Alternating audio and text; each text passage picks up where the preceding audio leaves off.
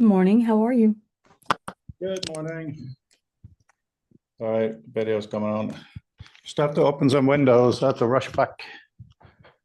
Okay.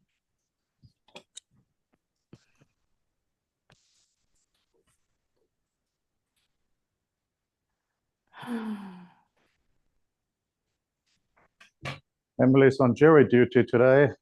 Well, this week, so it's been a bit different schedule. So I bet. yeah. How are you? How was the event? How was your prize? How was your weekend?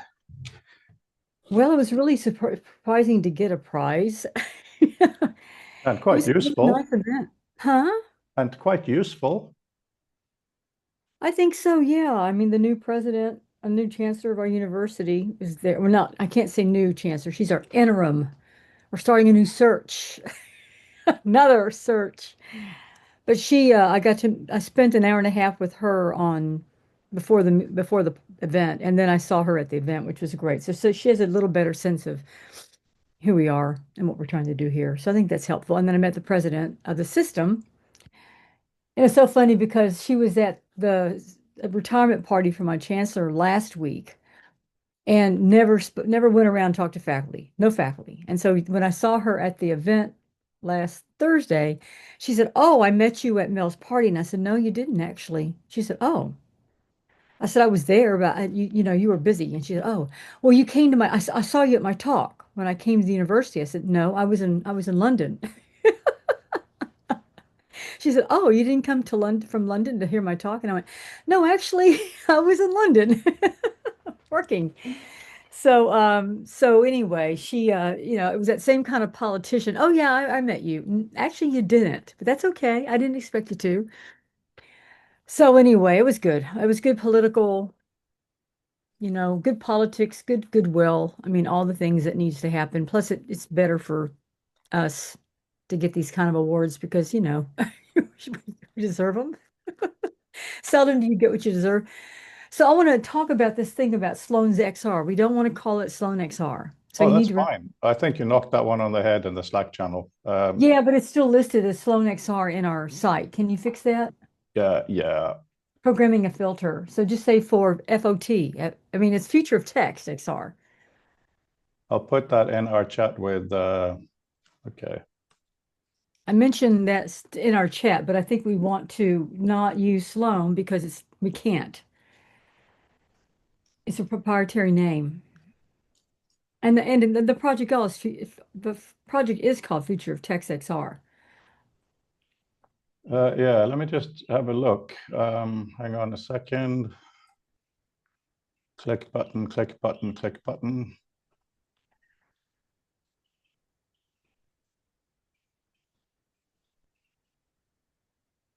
Oh, where do you see that?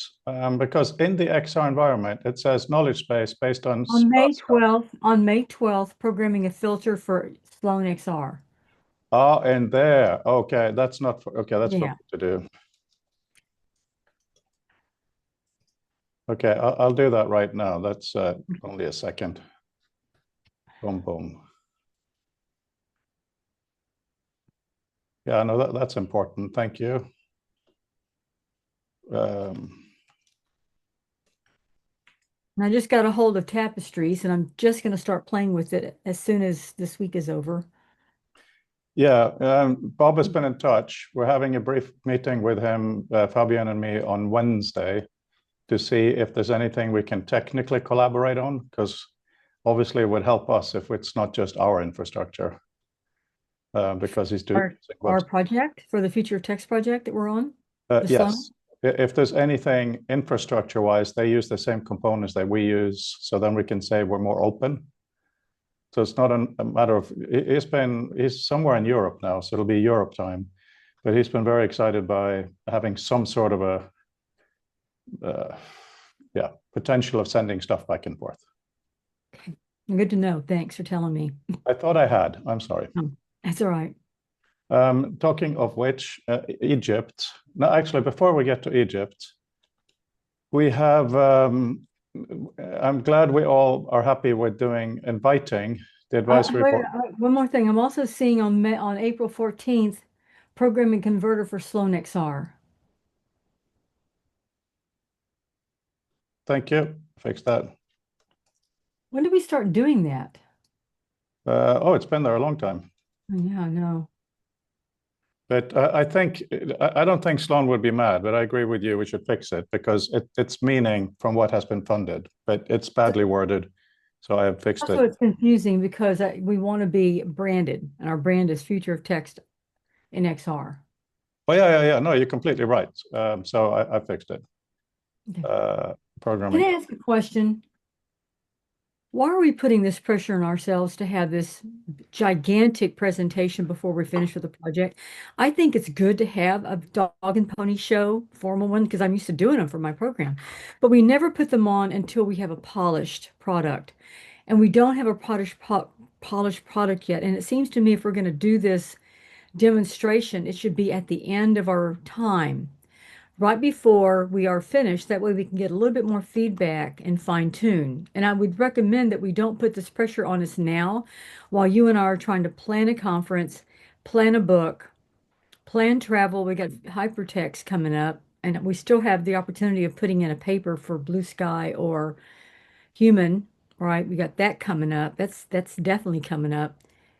And then we've got to start that planning for that conference. And we got some grant writing to do. We got to raise some money for going to Egypt. We got to find people to go to Egypt. I just feel like it's too much right now, and I definitely don't think we invite Sloan for an unpolished product.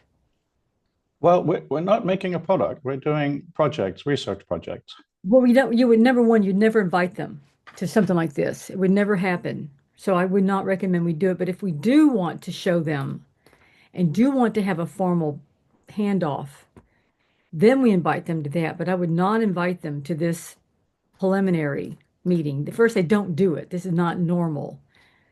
Well, we're not a normal project for them. We are quite small and we're funded very quickly and incredibly informally. So that's why I'm No, thinking, we're not informal. You and I wrote a very formal grant proposal. It went through the very formal project oh yeah, process. I'm so not saying it was done in any undue way. What I'm saying is, um, we um, It's not, what I'm we saying can't is that take it informally. they're not asking for all the normal reports. Yes, they are. I've been filing normal reports. You saw them. I shared it with you. I thought you said that at the end of last year they really just wanted the financials. No, I filed a formal report. I shared it with you. Oh, where do you put it on their website or something? There's no website. There was a portal that I had to upload it to. Yeah, on the web, right? Yeah, but I shared that with you. I mean, you Oh, you have a copy of it. oh, really? Okay. A 7 page. I mean, I was surprised it wasn't longer, but I wrote a formal. No, I've been filing, and I had to do a financial report as well, a formal financial report. This is not a goofy thing. This is not a little. So just know that this is a very important project with very important money attached to it, with very important stipulations and requirements. Oh yeah, And no, it, absolutely. It's a real proper thing. That's not what I meant. But where is? Yeah, no, I don't think I have an email of that. I didn't email you. I had to submit it, but I shared it with you in our Slack channel. Oh, Let really? me report. Hang on a second. Let me go right here. Documents, word letter, planning, documents, presentations, reports. Here we go. Interim report right here. Financial. I've got it In right here. Slack? No, I can't. I mean, I kept it in our account. I dropped it in Basecamp too, I think. But let me give you another copy of it. I shared it with you before. I But don't. where did you share it? Well, you supposedly read it and gave me approval. I would never have done it without you. Okay. Never. I would never put something through here without your approval. I just dropped them in our Slack channel. Oh, I dropped it in the cafe. Hang on, that's wrong. Shit. Hang on.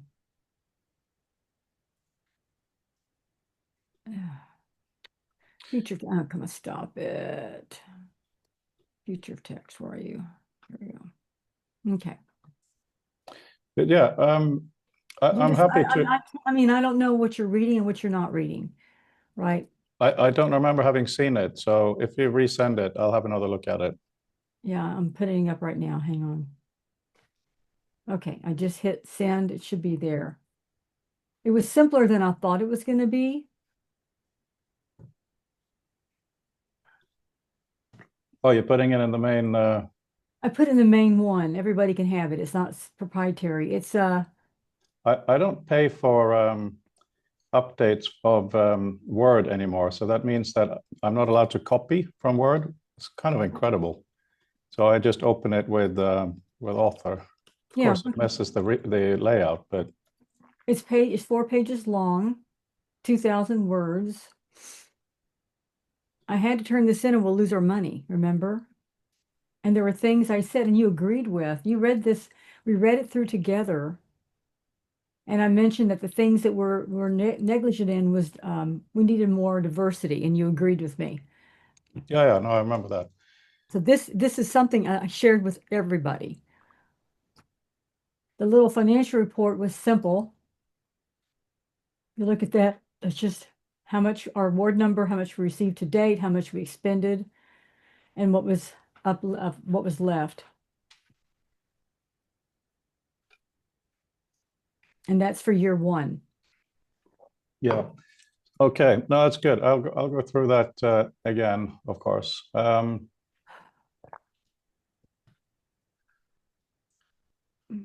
Yeah. So as far as the showing to the advisory board, I don't know how many people will make it, but I think Fabienne really likes specific deadlines. It helps firm things up. And we're at a point now where whether we do the 16th or not, we really need to agree on a demo walkthrough, a demo kind of scenario. So I've been looking at that for a bit to have something really, really clear, because he's been spending a lot of great time working, a lot of time specifically on the Ring interface, which is great. But we haven't really gotten very far onto the actual manuscript, the writing bit.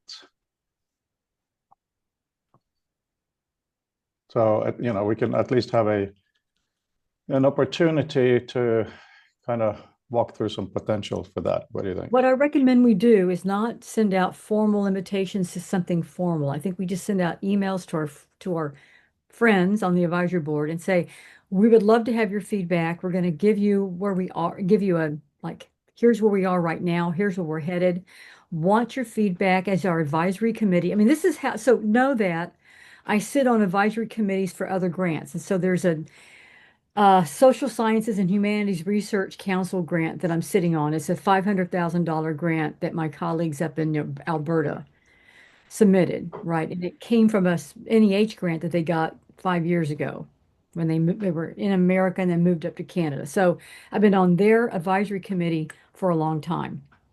And so once a year, I would receive a message saying, we're going to have a meeting. We'd love to show you where we are, get some feedback, get some advice. Very, very informal, but yet a set time and a set meeting and a set process. So that's what we want to do. We don't want to send out invitations like it's some sort of big, like ta-da. We want to say this is as an advisory council, we want to invite you to come and see where we are at this point, show you what we've accomplished.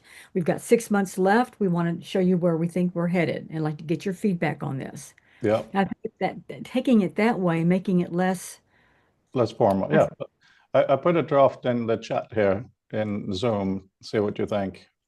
in Zoom. Okay.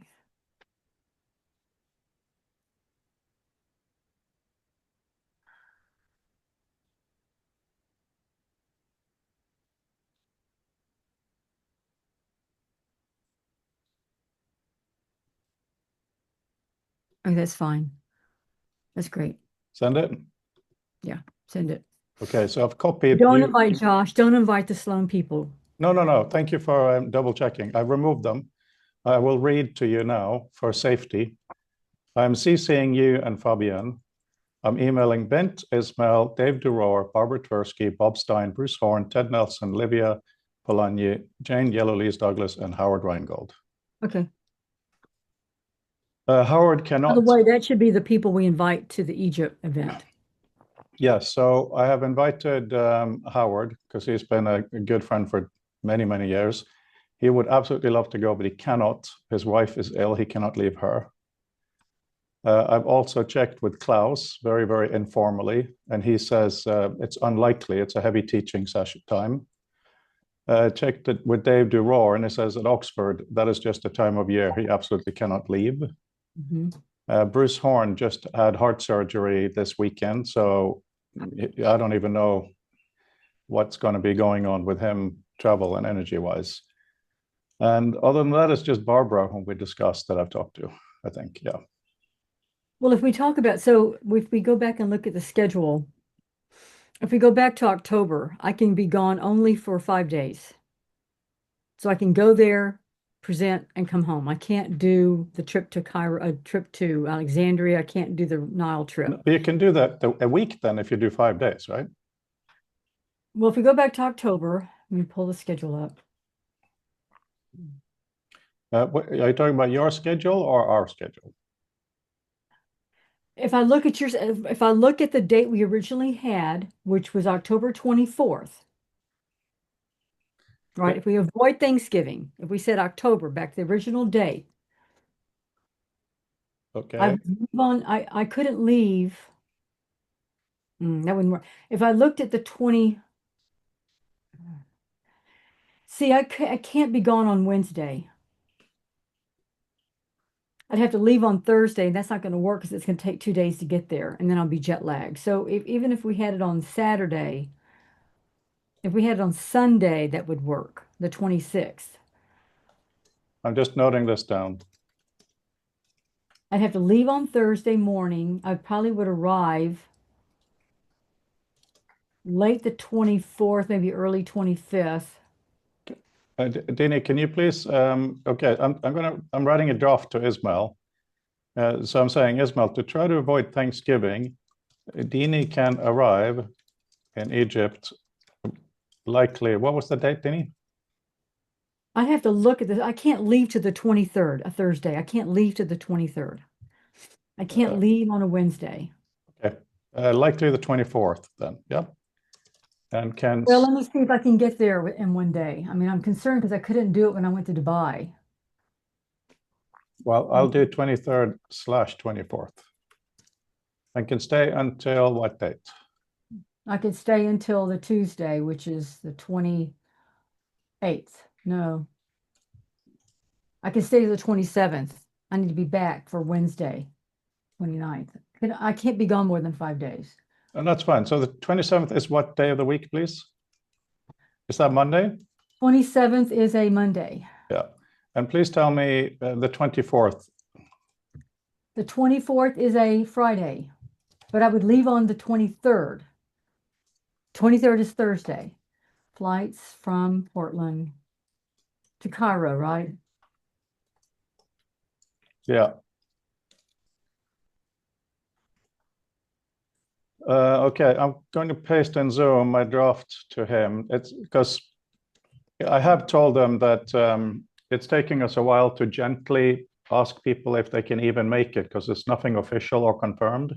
So he knows we're taking a bit of time. So if you have a look in Zoom, I can send that. Give me just a second. I'm checking times right Yeah, now. yeah. No rush, no rush. It's kind of exciting, this, isn't it? Well, it would have been better at Thanksgiving because I have less stress. Hey, I'm not saying we have to do this.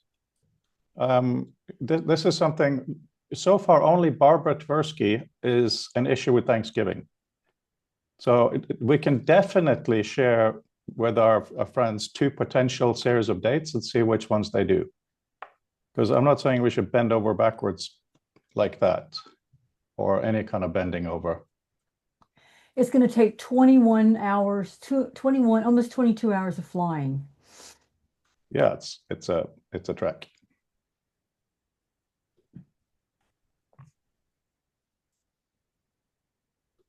Why don't you just take your entire department and move to London?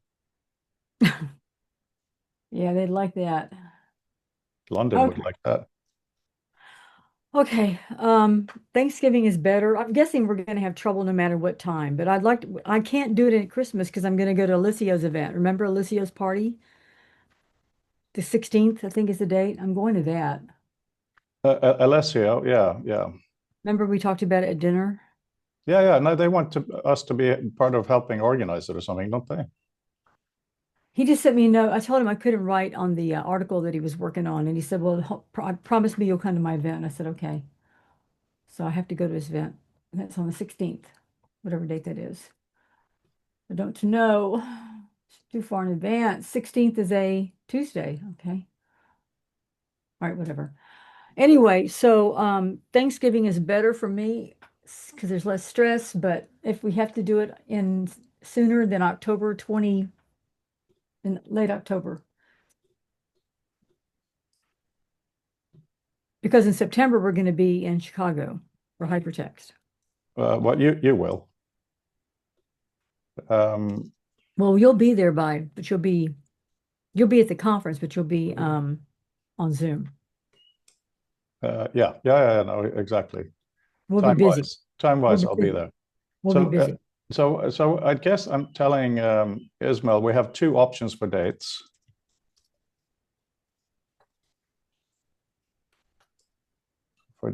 And we are still quietly talking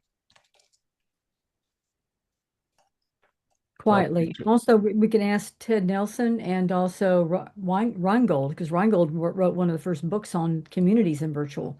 Yeah, he's the one who said he can't because his wife can't be left alone. Oh, his wife is sick. I liked her. She's Yeah, actually quite nice.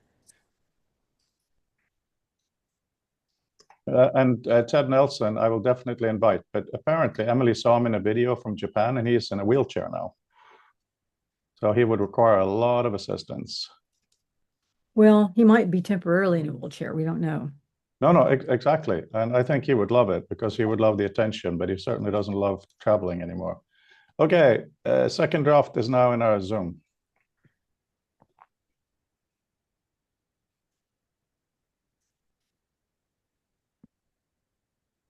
Shall I send that? Well, let me read it. I Oh, just saw sorry. we have two options for dates and still quietly talking to potential people.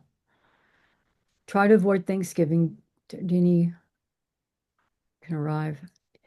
If we it rather than say to try, if we do not want to host it during Thanksgiving week, Deanie can arrive in Egypt likely be the I can't arrive on the 23rd, it'd be the 24th at the earliest.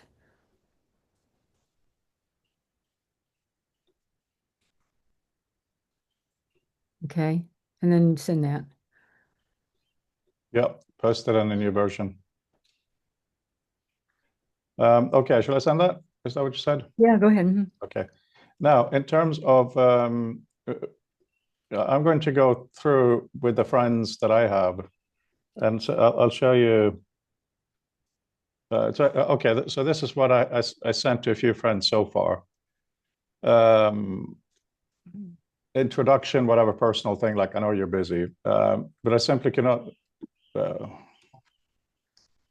yeah, opportunity we have for this year's Future of Tech Symposium, which will be held from Saturday, November 27 to Sunday. Hang on.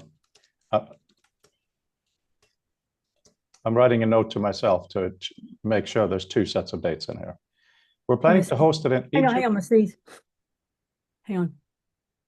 I'm trying not to. Okay, I'm fine now. Oh, are you Allergies. also having hay fever season with Yeah, sneezing? yeah, Here, it's so bad. We put out the pillows to sit, and then we have guests half an hour later, and they're covered. And yeah. Emily's and Egg are suffering. Right. We're planning to host it in Egypt, co-hosted by Ismail Sergeldin, who was the founder of the Modern Library of Alexandria, former World Bank VP, and holder of more than 50 honored Can I doctorates. stop you there? Say we are thinking about, we are exploring the option of.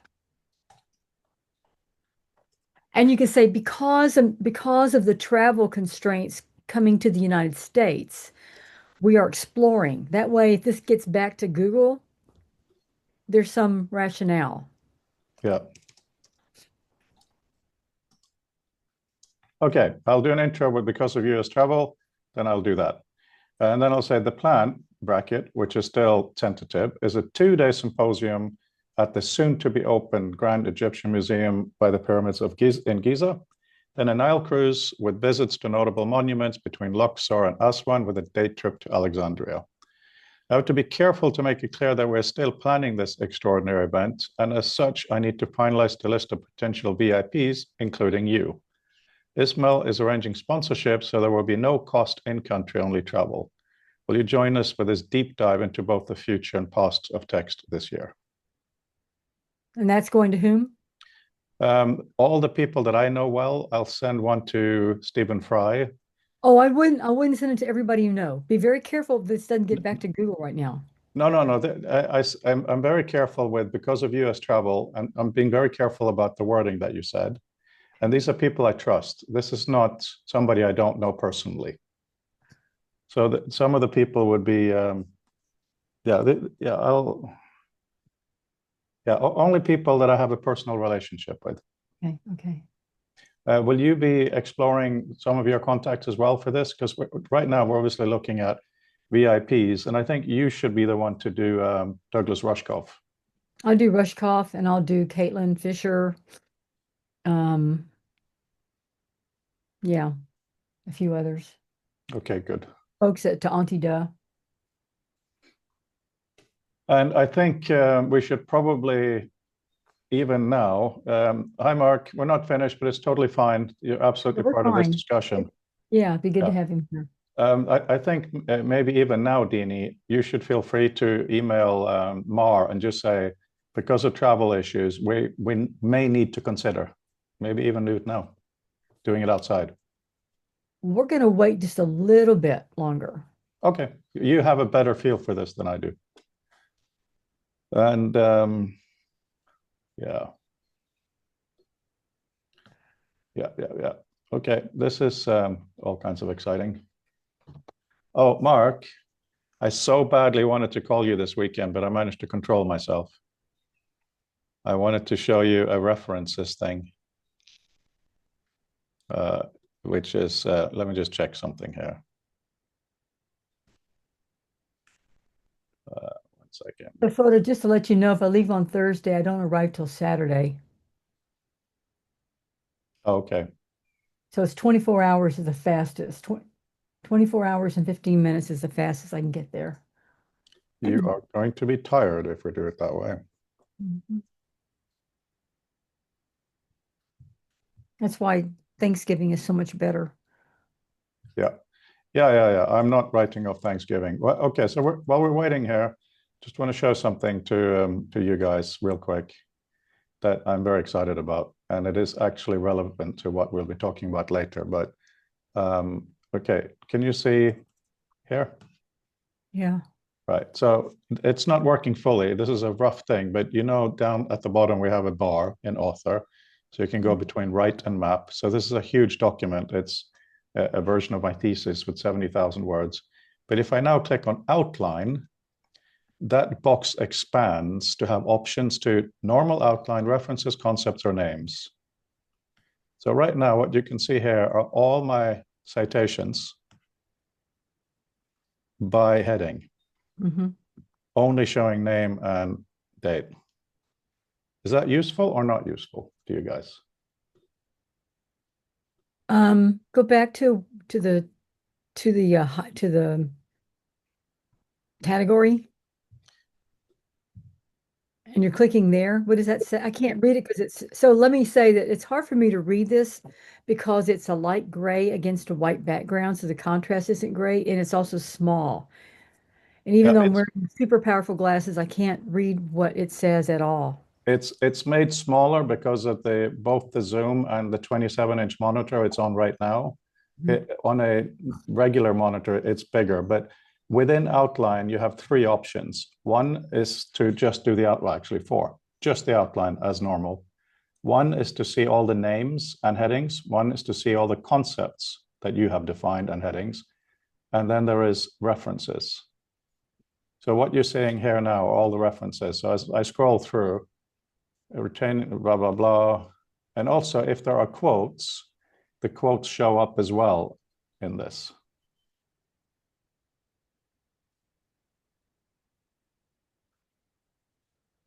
And so how do you imagine someone using this? What are your thoughts? The thought is that we have all these options for what to see in the outline, and I'm not going to expect users to go in and change things in the settings. So this is basically, you do an outline to jump around your documents, but at a certain point, you need to have a kind of a clue of, have you cited enough in this section? Have you cited the right people? So that's the thought of just clicking this quickly. You can see here, I've only cited O'Kane and Doherty. Okay, click on that and go through, and I can see the citations here. What happens when you have the same, let's imagine you've got two texts by the same person in the same year. How do you differentiate in your world? In this view, you don't differentiate at all. This is only showing author date here. Okay, what if you have the same author? Let's say you have Warnack the same date twice. There's two articles that you've cited the same date. How does that differentiate in your, is it It's just repeated? in the outline, it's not differentiated at all in the outline. In the normal export, it is, and then the normal. So this is just designed to give you a view, because in the normal view, they are in this way of referencing, they're in brackets, author dates. Right, just like in MLA style. Yeah. So this is just having another option too. It's like here, changing user. Okay, Nelson twice, Holm Nelson. It's also like Mark is really good at making sure that references are done right. Why have I got Nelson here and Holm Nelson? It's a quick way to see that, so I can go in and make sure they're the same, right? Okay, so if you click on Nelson 2007 or 2003, is that 2003? Yeah, you click Click through on here that. and you only Okay, get to this, okay, and it hadn't actually highlighted, so it'll be down. Okay, here's 2002, for instance. okay. That's great. So going back to my question, go back to that list that you showed of names. So just so you'll know, I think Mark might agree with me. If I had Nelson, let's say I had two Nelsons from the same year, two different works, but the same year. Are they going to repeat twice? In other words, going to be seen Nelson 1999, Nelson 99. And will, if I click on not the first Nelson 99, will that take me to the right thing? And the second one takes me to the other thing, or is it just consolidating it into one Nelson? This list shows all the occurrences. So let's say, for instance, you had quoted the same Ted Nelson article twice in a row, the exact same thing. It would No, no, show no, no. I'm not. No, I know. I'm just saying, if to start there, if you'd done that, it would show it twice. But if you had two different Ted Nelson articles from the same year, it would also show them one after the other. So there's no intelligence in this outline view at all. It just shows the citations when it comes across them. But it would then take me to the correct Nelson. If there's two, it'd take me to the one that corresponds.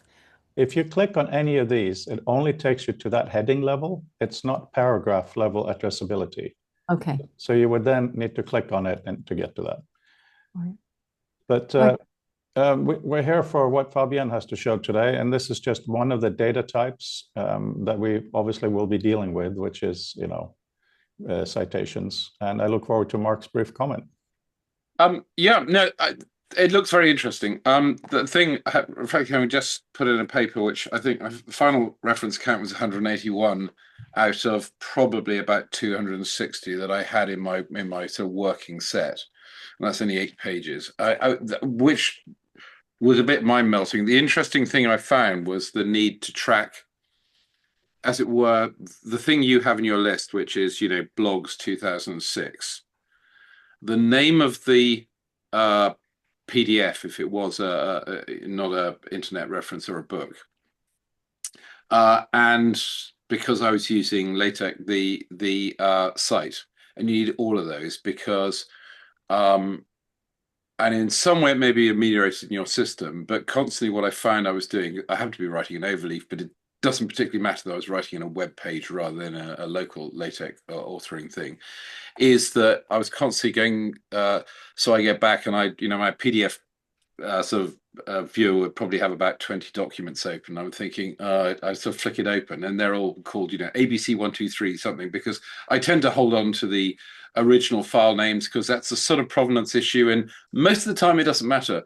But when you're flicking through a set of references, and the core of this thing had the same two authors over a span of about 20 years, writing 2 or 3 papers a year, trying to remember which was what, and opening the right thing quickly when you're just saying, "Oh, I just want to switch back to that thing to check what this is." That's the sort of challenge. I don't note this in any way as a counter to what you show, which I think is really interesting. I'm just digging deeper into the nightmare of actually authoring when you're doing more than trivial amounts of referencing. Frankly, the latter is less common. Normally, you're probably doing fairly light amounts of referencing. And so an interesting thing is where in the sort of display you've showed, the choice is, do you want to see the reference in the text, which you may be writing? So the text at this point may not be particularly sort of have particular tailback to you because you're still writing it, or whether you want to actually bounce to the reference. So that there's this, this is the reflection I have rolling out of this sort of paper I've just done, is at any one time, the answer is different. And the question is, the challenge, let's put it like that, is how you make those things available as they can be at the, and the sort of context switching of, no, I want this reference to open that file, or no, I want to see this reference in the context of where I just used it. And I don't have a fixed answer to it, but this is very interesting to see. So thank you. Yeah, thank you for that. And that leads into what Fabian will be presenting here and introducing Felix to the room. Fabian will be doing that. He just reminded me of that. Yeah, so Mark, in author, it's really, really simple. It's just a university paper. So the fact that you highlighted these issues means that maybe when we have the references in the XR environment, we can do the kind of things you talk about. That's the dream. So yeah, Peter, briefly, and then we're gonna listen to Fabian. Yeah, I'm always torn by whether I should rename PDFs or not. And I just wonder, Mark, how do you deal with the concept of a work in the abstract versus the HTML version of the work, then the PDF version of the work after a couple edits were applied, and, a connected sequence of documents that all represent the same underlying paper, just that it's morphed a little bit over time? Well, in short, I mean, I don't, but I entirely, simply because I haven't had the need to, but I entirely recognize the scenario you're bringing up, and that's certainly very true. I think more true than a lot of humanities work, where often you're tracking, say, the evolution of a source. I mean, traditionally, the referencing side is where you may have, blogs 2006 A through Z sort of kind of thing as you version those. In today's world, when we're not trapped in the sterility of the printed page, I think there are all sorts of cool stuff you can do. You've got color, you've got shape, you've got all sorts of affordances you can use to give you the tailback that you need. And that doesn't necessarily have to travel through to the final document, I might add. It's just about you in the moment saying, oh, right, okay, so the blue things are not the same as the green things, right? Those are the books, those are the papers, or this thing is that strand, all the square things or something are the 42 different versions of this reference that I'm, of this book or this work that I'm talking about. So I think there are lots of ways you can do it. I guess what I'm saying is I'm more hopeful that this is actually going to get easier than it used to be, because before we were fairly limited by the strictures of the time, and that's not to speak ill of them, but I just think we can do things more flexibly now, especially during the authoring phase, where essentially from the authoring phase, unless you're in a large authoring group, it's your private memory palace. So it can be as weird and wonderful as you like. If it makes sense to you, then it's massively useful. And as long as when you get to the point where it's got to be understood by others, you give a thought to reducing that degree of sort of personal choice. In other words, you make something more understandable and comprehensible to a wider audience. Then I think it will still work. Thank you for that. You mentioned color. Color is something Fabienne and I haven't really been talked about, and I just thought about it today. So thank you for highlighting that, Mark. We do need, as a community, to play more with color, to make documents more visual, and that's a huge discussion for another day.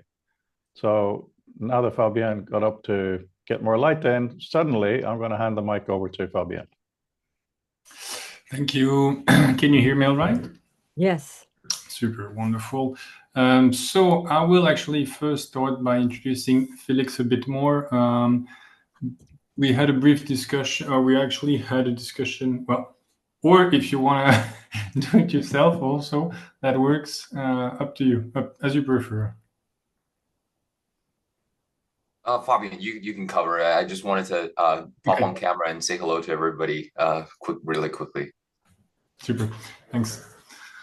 Yeah, so the idea there is that we're doing a lot of prototyping because we kind of know what we're doing through this project, but also not really. And so we try the crazier and crazier stuff we can do that is understandable.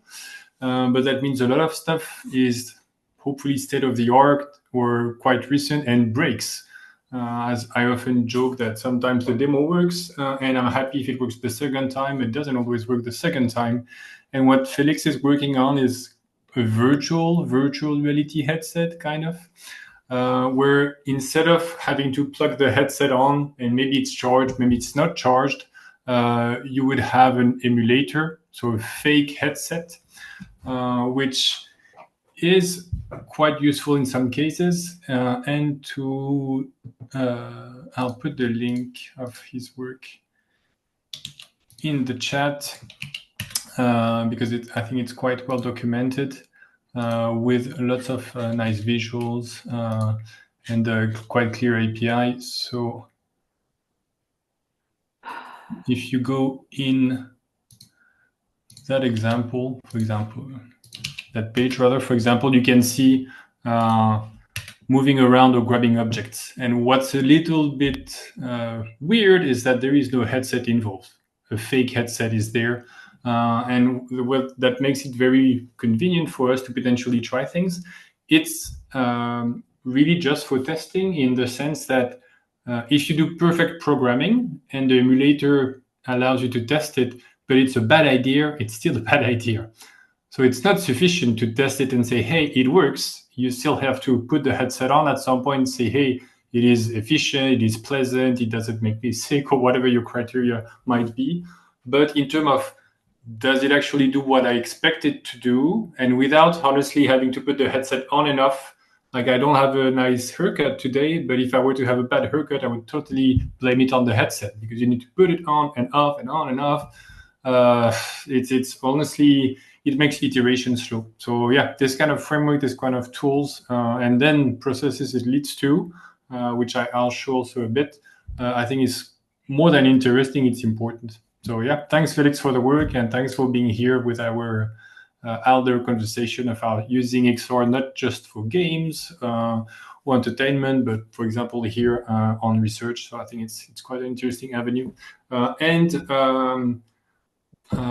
Felix, if he can, will also do a presentation in a few weeks whenever we find a good moment that works for everyone. So yes, please, I'm learning how it works, but if you have deeper questions, maybe he'll be able to address them then. Thanks, Fabian, for the introduction. Thank you. Very happy to be here today. Yeah, thank you, Felix, for being here today. It's really good to have your perspective on all this work. Thank you. So, Fabienne, you will be presenting a bit and doing a workshop today. How do you want to frame it? So, I will share my screen. You all will interrupt me with your voice whenever you want, however you want. What I will probably have to do, which is a problem, is I can only share once, otherwise I need to reconnect and all. So I will start sharing now. And then I'll share until either we have to go or I have to go, or until everything is clear. And it's up to us. It can last 15 minutes, can last an hour and 15 minutes. It's whatever people find valuable. So some of us, well, we are a diverse bunch. Yeah. Some are more technical in certain ways than others. Could you Yeah. please describe what you expect us to walk away with, what we should learn today? And also, just to Yes. make it clear to everyone, depending on the sessions being more technical, more philosophical, no one has to be here for the whole thing. We're so Right. grateful that you're here, but sometimes it may not be an area of your interest. So if you say, I got to go, no one's going to fly over and question what you're doing. This is all very nice and casual. That's why we can allow ourselves to go in different directions. Yes, I am not going to get hurt if in 5 minutes someone has to go. What I would though really insist on is if it's not clear, you can either ask directly, like start talking, or ask me in private after, or on Slack, or wherever you feel like. Just like last time, some of the things, I mean, it can last 15 minutes, but for this, I need to take a few shortcuts. Like I'm not trying to explain how a computer works. Also, if you're not a developer, that's going to be tricky. You're not going to learn how to be a developer in 15 minutes. Though, to address the question you asked, Frode, my hope, though, is that even if you're not a developer, you start to see that, oh, if I were to invest the time to do either it myself or hire a developer to do that, if I were to invest enough time, I would be able to do this because it's not a black box, because it's open source. It doesn't mean it's properly documented. It doesn't mean it's clear, but at least that you see a path to integrate your kind of data in this whole ecosystem. That's the hope. Again, doesn't mean that's going to be super easy, but the hope is that after 15 minutes or an hour, whatever we narrow it down to, you think, oh, I have this weird data set in a format that nobody else uses but my lab. Here, I find a way that I might be able to bring it in if I believe it's useful enough. That's the key takeaway. Yeah, I'll share my screen. And yes, because I won't see your faces, don't raise a virtual hand. Just wait for the end of the sentence and start asking the question, please. So here we go. And I'll bring a bit of context. So please, can you see my screen? Yes. Thank you, Dini.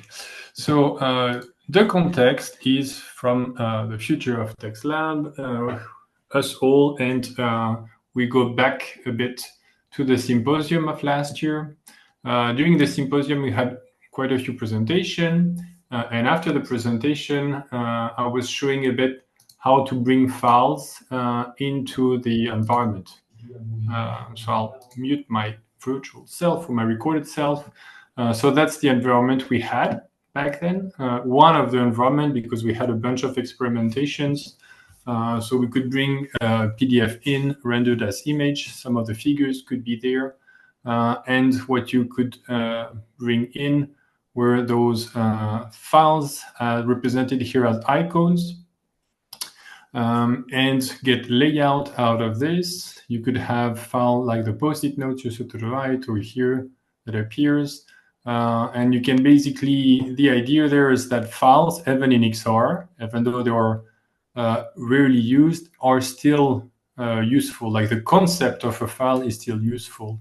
And a lot of things we manipulate when we manipulate text end up being a document inside a file. That file has a file format.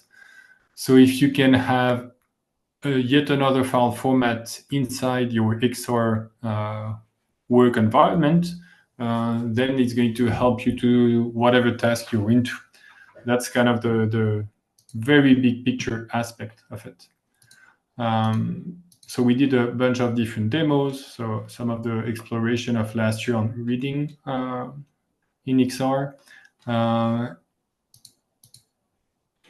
Some of the different presentation, and some of what we have now.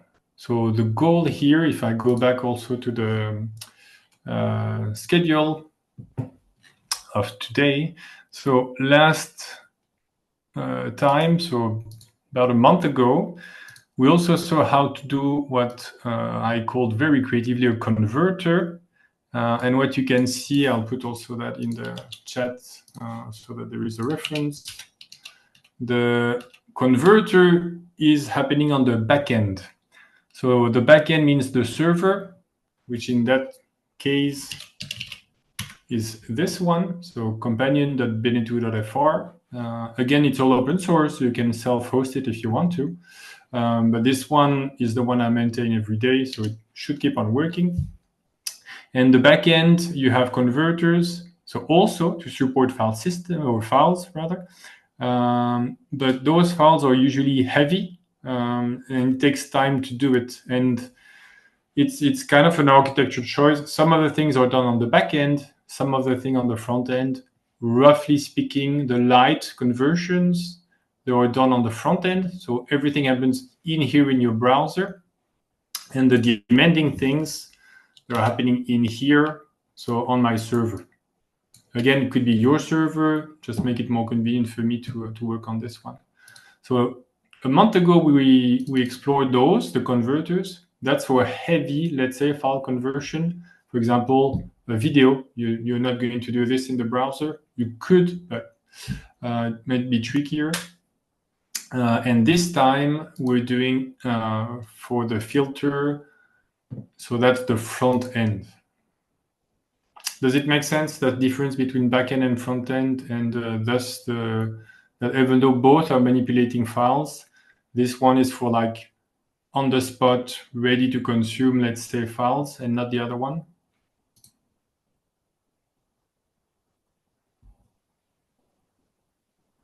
Yes, sorry, we need to make sounds, I forgot. You do, because otherwise I'll make heavy silence like this until somebody speaks. Either way, either yes or no, that's fine. Okay, cool. So it means this time we're doing, for example, especially that will speak most to Mark. Last time we did conversion, and this one we're doing the filter. Again, the naming is arguable. To also step back, that's kind of the architecture we have at the moment. In input, we have monitoring a file system where we upload files, and then we potentially convert them, so on the back end. And here on the front end, we have the filters. And one example of such a filter is taking a JSON file. Is it big enough? I can zoom a bit more, I guess. Is this big enough for most people? Yeah, that's perfect now. Thank you. Great. So we take a JSON file. It ends with a JSON extension.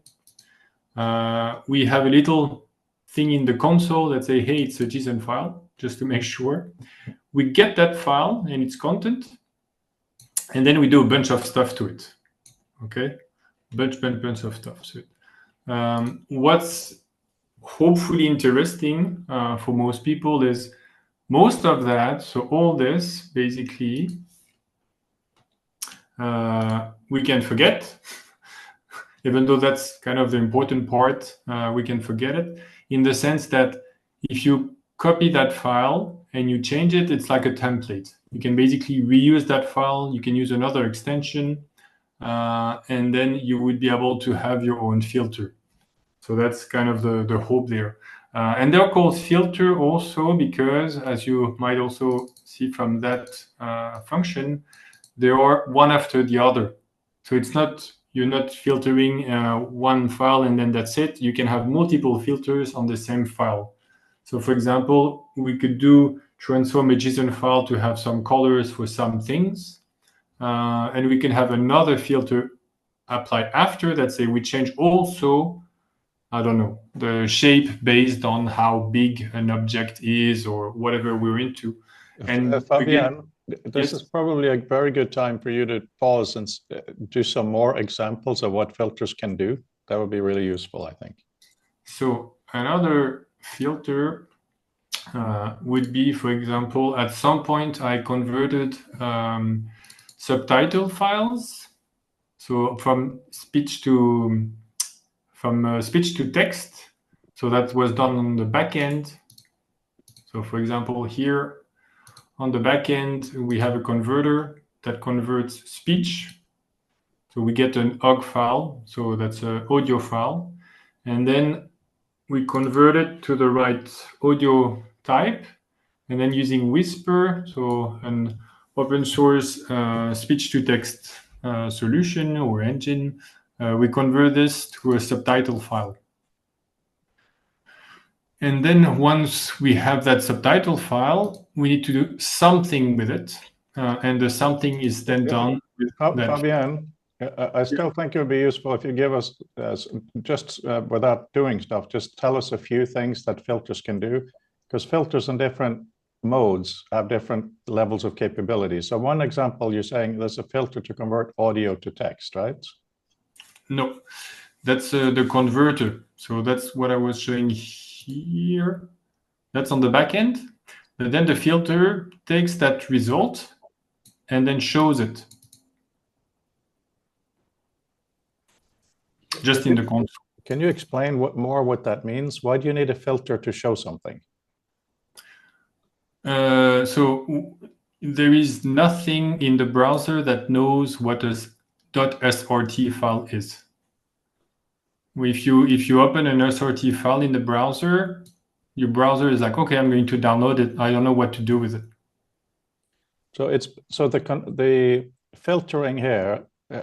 Sorry for being a bit pedantic, but for the record as well, logically, what is the difference between converting and filtering a file? So here in our context, converting is on the back end. So that's for heavy conversion, things that you cannot do in the browser at all, or not conveniently. You don't have Whisper in your browser. I don't think there are some browsers supporting some speech-to-text, but not of arbitrary audio files, for example. So this, I'm doing it here on my server on the back end. And your browser cannot do it. And the browser of the Quest or on the Vision Pro or VR headset cannot do this. So the difference between a filter and a converter, again, in this context, is that converters do heavy tasks on my server or on your server. And filters, they do light tasks on the device. I think maybe we need a better name for it. When I hear filter, the two possibilities I think of immediately. One is producing a subset from an initial set, so that's one sense of filter, or the other sense might be changing the appearance of it, as in bold all author names. And this seems like it's more sort of a custom viewer as opposed to that. Also, I had two other questions. One is, are the filters intended to be chained like Koa middleware? And Yes. are they sync or async? So they are, it is indeed doing both in the sense that they are kind of file viewers, but they don't have to. You don't necessarily need a UI around them. So for example, this filter doesn't actually display anything in VR. It only displays in the console. So you might want to have something else. You might want to reuse that, but because it's the filter aspect is because it's sequential. So you have one filter after the other in order to be able to compose with them. That's kind of the hope that if you, Peter, make a filter for either that file format or another file format, we can combine with the filters I already have written. So there is both a kind of viewer aspect and a kind of them being sequential. Thank you, dude. Does that mean that we can do what Mark and Dini talked about in the beginning, where let's say we have a JSON with a lot of citations, and there are issues like somebody did more than once a year. So we could build a filter where it displays it differently rather than just author date, for example. It does, like Peter said, author date brackets number 3, etc. Is that the level it can do? Potentially. So this one is specifically, so I'll show a visual example also so that it helps a bit. I'll refresh that page and I'm showing 2 or 3 things at once. So you'll have to, I'll unpack that a bit. So that's the environment. And here I'm using also the eyewear, so the emulation layer, so that to refresh that one, so that I'm not I'm not touching anything. It's just happening on its own. So it replays a sequence of actions. So what it did back then, I'll refresh again so that you can see, is the hand is going to pick a reference and pass it through that ring, and then all the references that have the same year as the reference picked, they become blue. And this is done in part through that filter. So what this filter does is take the JSON file, so we can check it this way. If I go inside my network and I search for JSON file, so that's the file that Marks know quite well. Open a new tab. So that's the initial JSON that was received. So that's what your browser normally sees. And then what we do is we filter it, and then with JSON, we do a little debug message to make sure that's what we expect. Then we get the content, and then we do like adding nodes, so basically giving some visual to it, adding it to the scene. So that's the 3D world we're into, doing a bunch of stuff. And here we can have within it, here, I think this example is what you would start. You would copy that file, and then some of the logic that you described, Frode, that's where you would change it. You would add another, let's say, whatever you would be into. Whatever logic you need for your work, your task. Thank you. Maybe we should consider making use of some of the nomenclature from the functional optics academic community. I think that might be a better fit. Can you give an example or two, please? Lenses, traversals. Mm-hmm. If you look at the partial lenses NPM package website, it has just beautiful tutorials and introduction to the area. So that's just a good spot to start. So the name itself is not something that's I don't think. Basically, I'm thinking that we want to synchronize our nomenclature with the existing literature, so it'll be easier for people to find our work. I don't know if people are very familiar with it, but we can try. Let's say the most important aspect for this is to say we don't put everything in the same file, basically, and we try to distinguish, like we try to make it as modular as possible. And there are just examples where it is indeed like a middleware. You can imagine it, I guess, as if you're familiar with middlewares, as front-end middleware, and the idea being it's one after the other. And you can also have some some logic in the order of the filters being applied to. Here, this one is the most really like what to start with is if you have an SVG file, you don't even show the content. You just say, hey, I have an SVG file. So that's kind of a little provocation to say, hey, somebody should do a pull request or should propose another filter that actually do display the SVG file, or do again whatever you want. The idea is those are examples of things one can modify. Can be for here it's like GLB or GLTF. You can imagine having like some kind of inspection of the 3D model so that you can show the wireframe or change the color or again whatever you're into. Can I mention, I think, Peter, what you're talking about is good, and we're talking about findability and accessibility, right? I think perhaps what we're going to do is look at this. What we're doing right now is just simply getting the backbone structure done, and I think that what you're talking about can be integrated in the next step. Does that make sense? Yep. Because the terminology is important because it's metadata.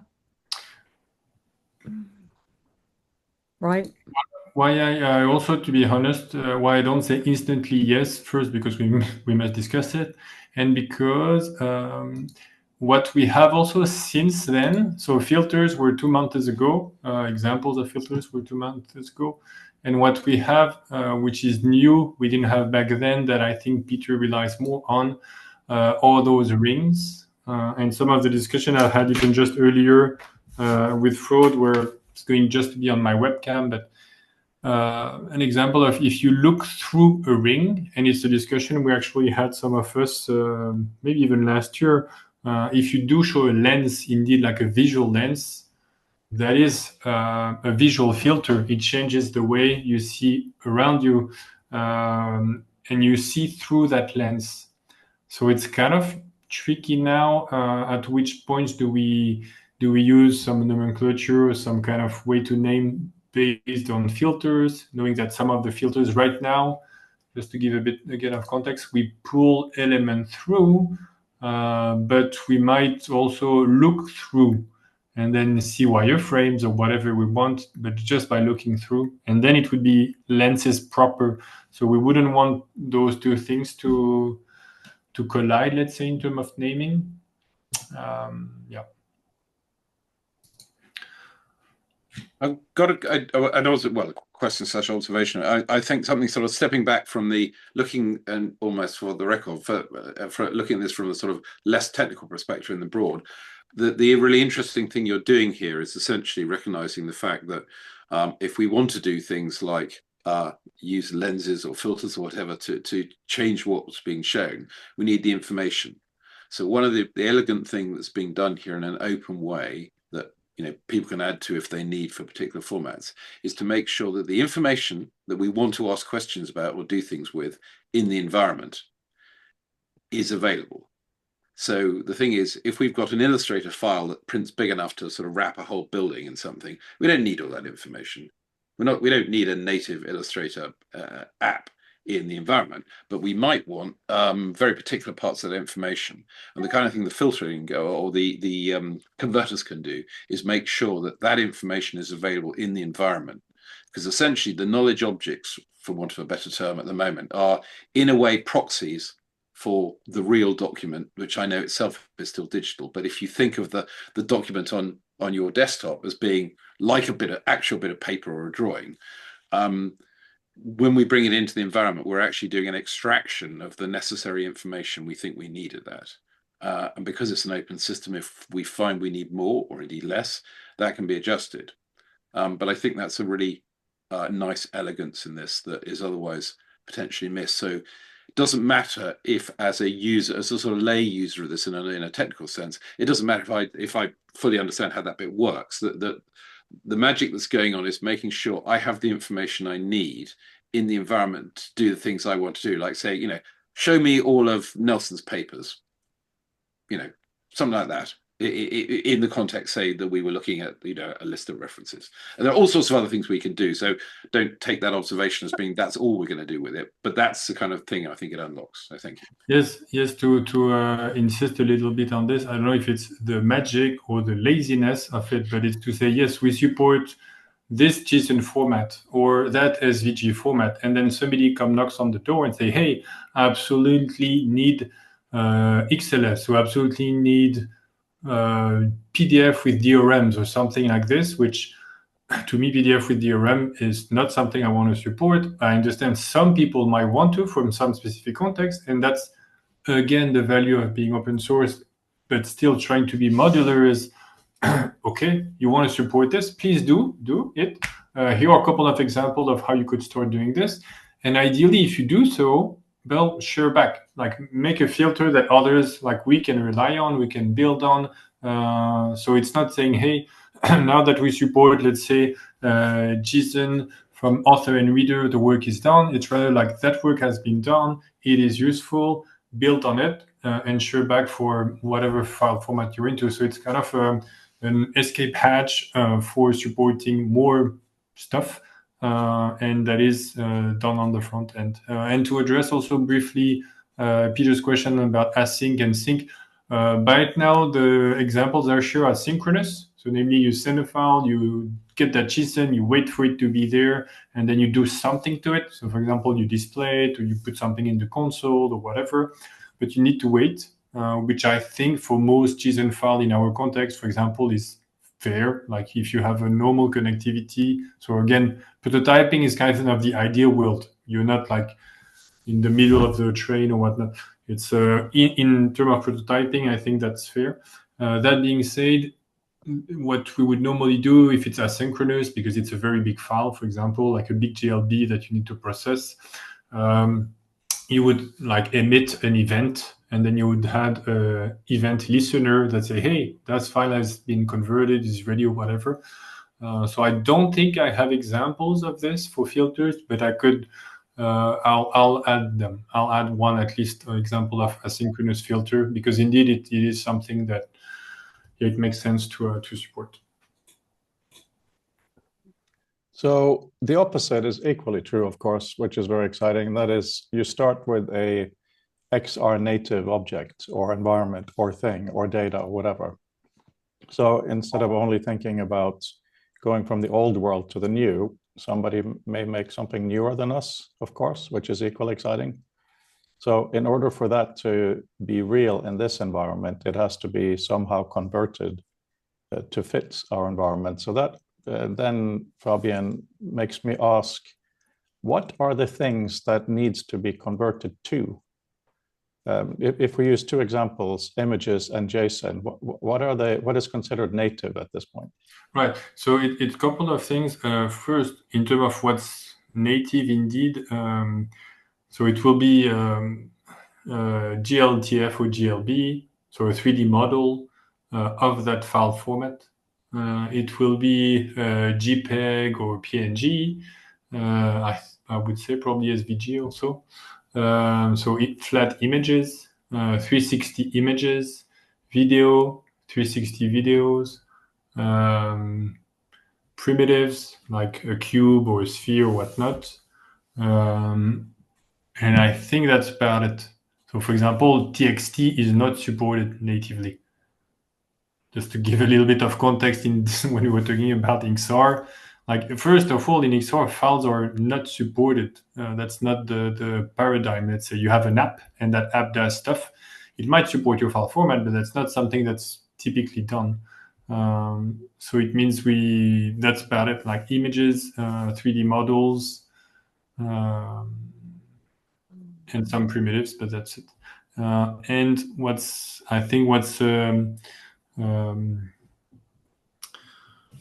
is again interesting is the filter sequential aspect to it, or middleware aspect to it. Is you can start to say, hey, I'm just going to support, let's say, take TXT file or then TXT and then RTF, and typically you would expect this to build on top of each other.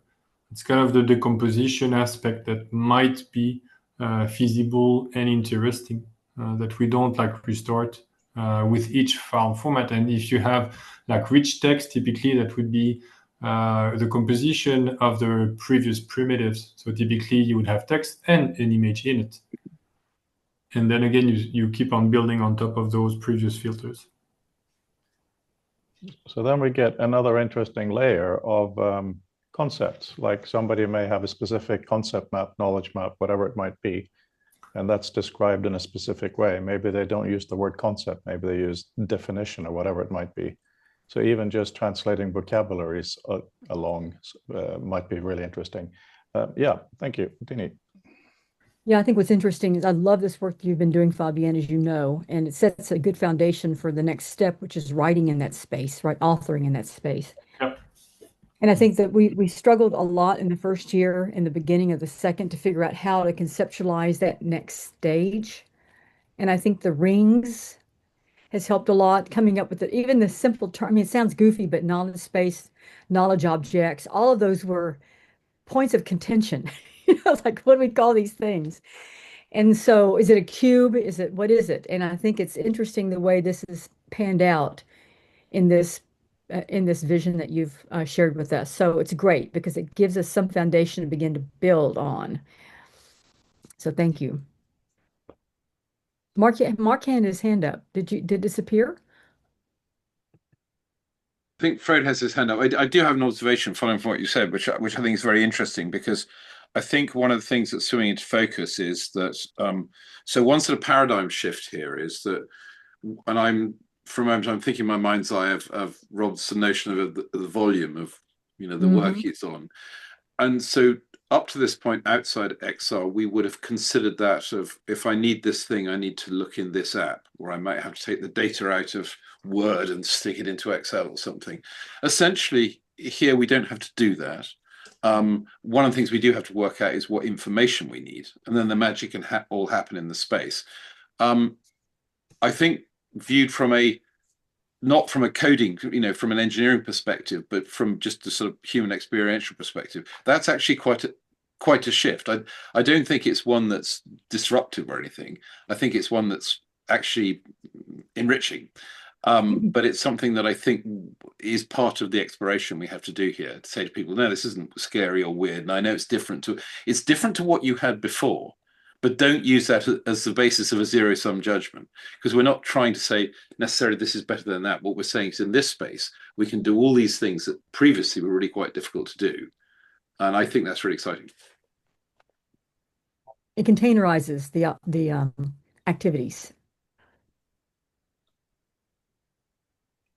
One of the things that came up earlier today, when I was having my nice little coffee, was when trying to think of the space, which is where we're going with this now, is we don't want everything in front of us, right? We quite easily, at least I quite easily go to, when we're in XR, we're standing, we're saying everything like this. Some activities are really pleasant on a notepad on a table, right? So when you're writing something, you may want to do this. When you're organizing, you may want to stand up or sit and do this. So the point is, what a wall is, whether it's a virtual wall, just a frame, or an AR physical wall, may also need to be translated.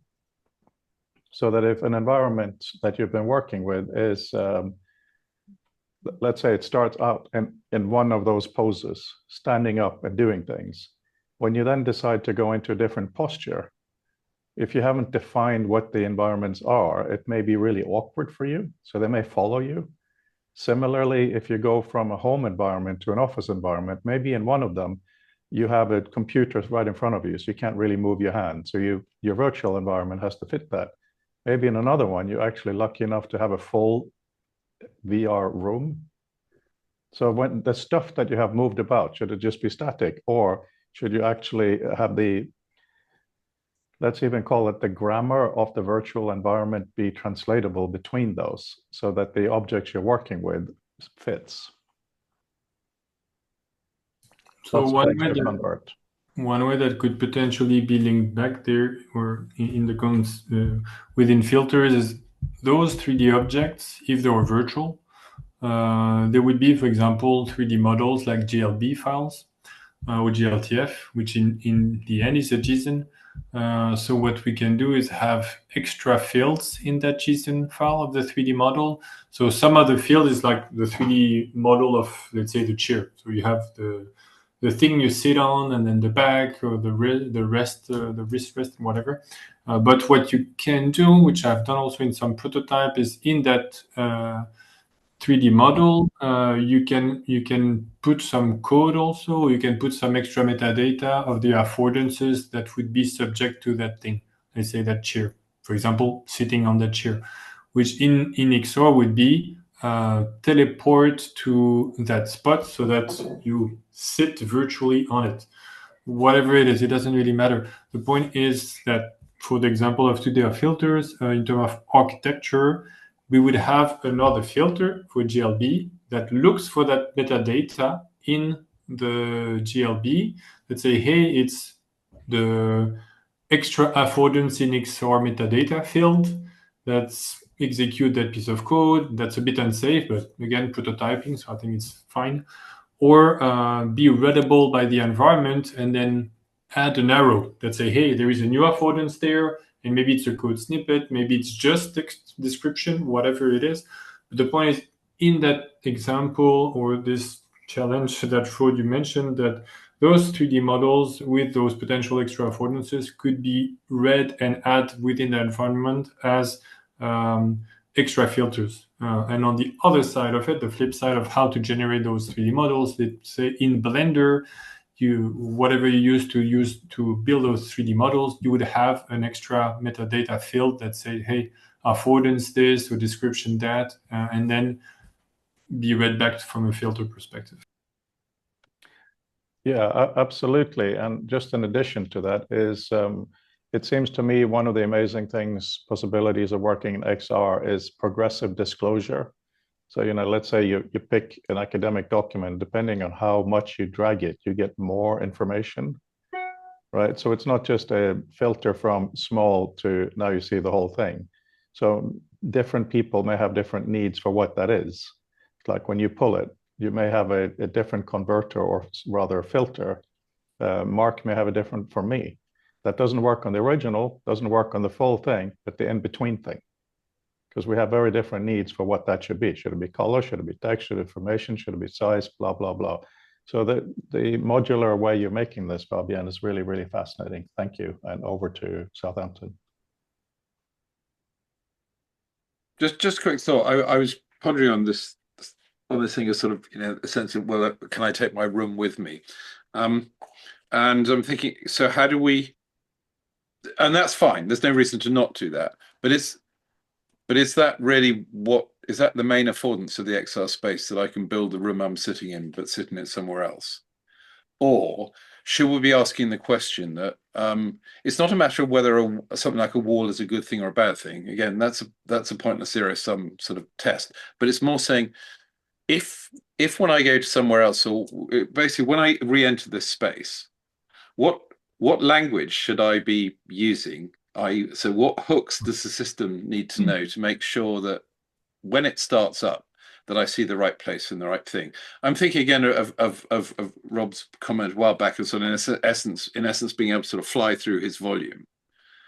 Well, if there are lots of walls, you're going to be, every time you fly around, you're going to be bouncing off the walls. I'm being a bit flippant there, but and again, this isn't to disparage the notion of sort of fixed display structures, but simply that do we actually have to be quite so based on our physical working environment in order to get the most out of new things? My sense is we can, but we should be looking to do more, because otherwise it feels like we're driving the sports car in first gear. Well, Mark, that's the whole point of what I was saying. I completely agree with you. In some environment, you may very well want it to be very hard-edged, and in others not.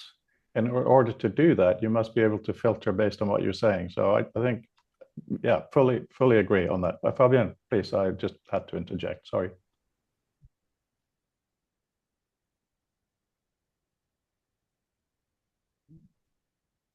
Are you talking? You need to unmute yourself, Fabienne. Thanks, Dini. There was a lot of billion things and you missed it all. Sorry. No, jokes aside, it is something, I guess, that most of you heard me also say quite a few times. It's like, oh, we need to go crazier and do weird stuff and whatnot. So yes, at the same time, there is an amount of crazy that makes it infeasible. So for example, if I have a virtual chair that is 10 meters high and my physical chair is, I guess, 50 centimeters high, I just cannot sit on the virtual one. So there is, yes, we can have crazy virtual environment, but when we actually put the headset and try it on, it has to work. So that's kind of a constraint, that we need the environment itself and the tool themselves. They don't have to be literal, but they still need to be usable. So it's kind of like when we're in VR, we still have a physical body that makes us move those things. So for example, if I put a ring that is just 2 meters away and I have my physical wall through, it's very boring, but yeah, it just doesn't work at all. So it's kind of like the tension there is every time. Crazy, but still usable, which is not so straightforward, I think. Like just ergonomics, basically. One quick idea also that I had, that's why I had my hand up. So I put little examples there. I have actual rings, 10 euros ring with a cheap Bluetooth. It's funny to hack with.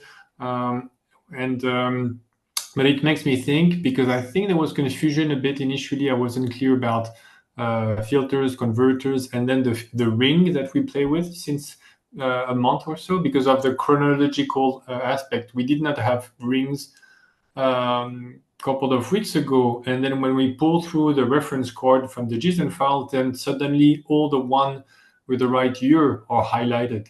So that is a kind of filtering, but that's not what was written 2 months ago. So I think there is a kind of confusion there, but that confusion might be useful in the sense that what I might try is to make those filters rings.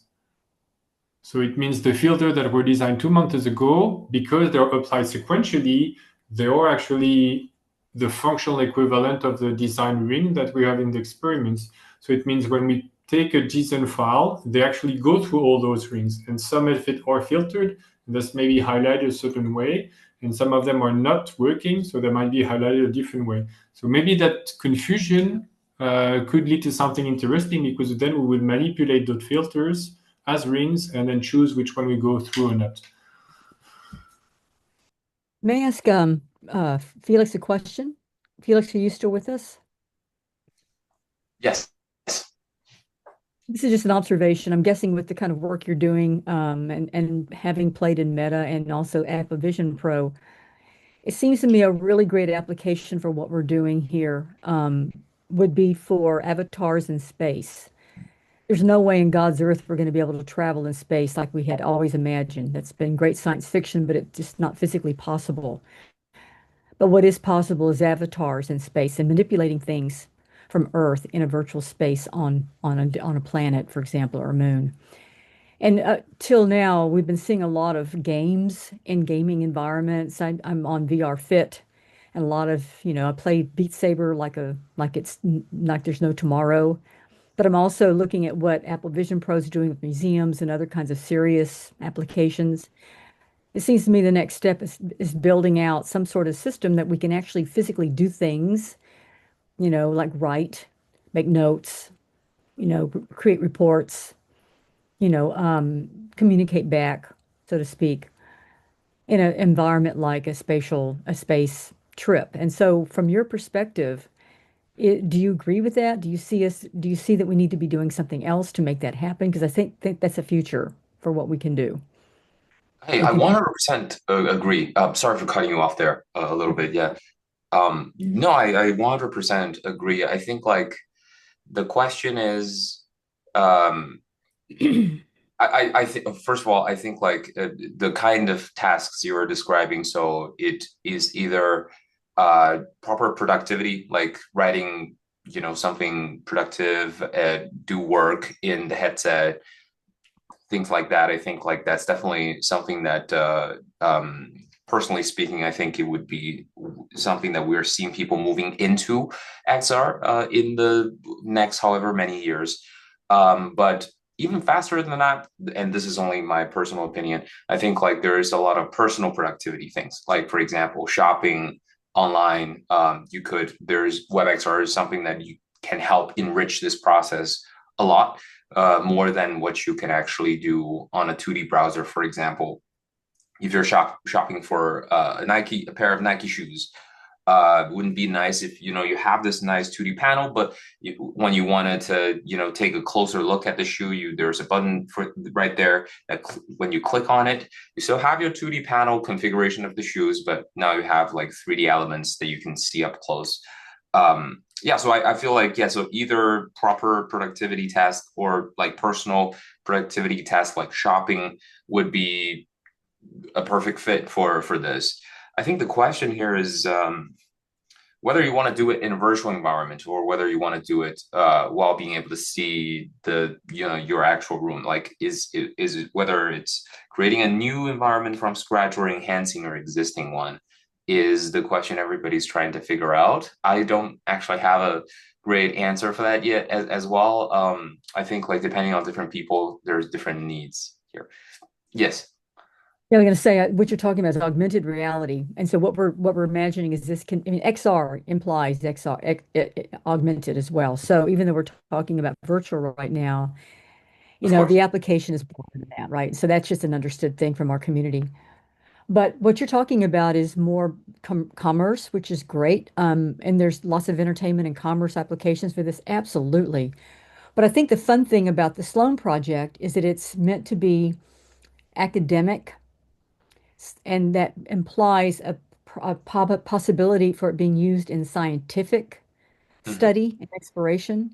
So we're setting what I imagine that we're doing for my own self is we're setting the foundation for this to be used in a very serious way. And know that what's interesting is that when I talk about XR to my colleagues in the sciences and engineering, they generally just kind of go, have in the past gone, uh-huh, yeah, right, right. And I've done lots of projects in the past where we made like a virtual telescope, I mean microscope, so that students can learn how to use a microscope without breaking them. So a virtual microscope instead of a real one, right? And we've done a lot of those kind of projects for the sciences and engineering.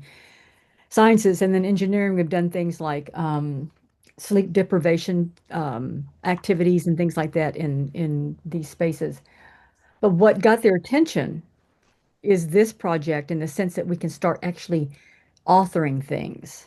We're not just users, we're actually producers. And I think that's the difference. And if that's indeed the case, then the next step is to think about how the applications for this would work in other areas that's, requiring a body that we cannot physically use our body. Underwater, spatial, space travel, those kinds of things.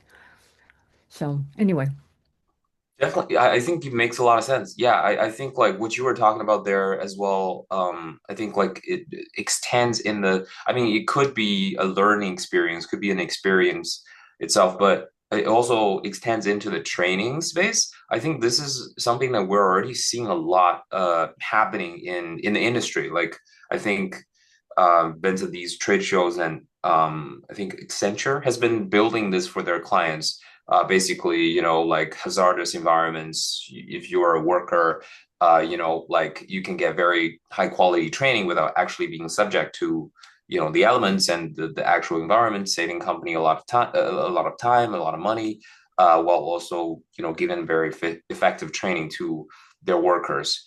No, but yeah, fully agree, 100%. just to say that I did a paper a long time ago, back in, looking at the date, it was published in 2004, so it's been well over 20 years. And I'd studied an expert system that was devised by a university on the West Coast for training soldiers how to be peaceful in a violent, potentially dangerous environment, right? And so it was a system where they trained soldiers not to just pick up their weapons and start shooting, right? And it had a really great success rate. And it was a huge multi-million dollar project funded by the Department of Defense. And so I was looking at that system back 20 years ago and thinking about how that could be applied in other educational situations. And I think what we're doing here is a lot less expensive. And things have gotten a lot easier with some of the coding languages and even the game engines that we're able to use that didn't exist back then. So yeah, I'll stop there. Fabienne. So that gave me a bit of time. I can't find I've done some experiment with XR and robotics, where basically with a headset you move a virtual cube and it moves the physical arm of a physical robot connected to it. That's an expensive arm that I don't have at home, but at home I have those Lego actuators. And then you have a Raspberry Pi on it, a mini computer, and then you have an API, and then you have your little robot at home. It's nothing as fancy, but it's functionally equivalent. You can't have the same payload and whatnot, but we can definitely integrate some robot arm or some actuators that move things in the real world. So we can definitely move real things today with XR and within our environment, because I've done some prototype with this before. And we can also 3D print whatever the robot arm is missing. So we designed the 3D printable part in XR. For example, through the environment we did with SCAD, so either programmatically or sketching it, and then we combine those. So I think indeed the idea that sorry, I'm going to sound a bit vulgar, but that we would have to just stick with only text as output, it doesn't have to be the case. We can have output that is actuated, 3D printable, it's code and 3D models, it's code and movement in space. So I think it's very coherent to me. That makes perfect sense.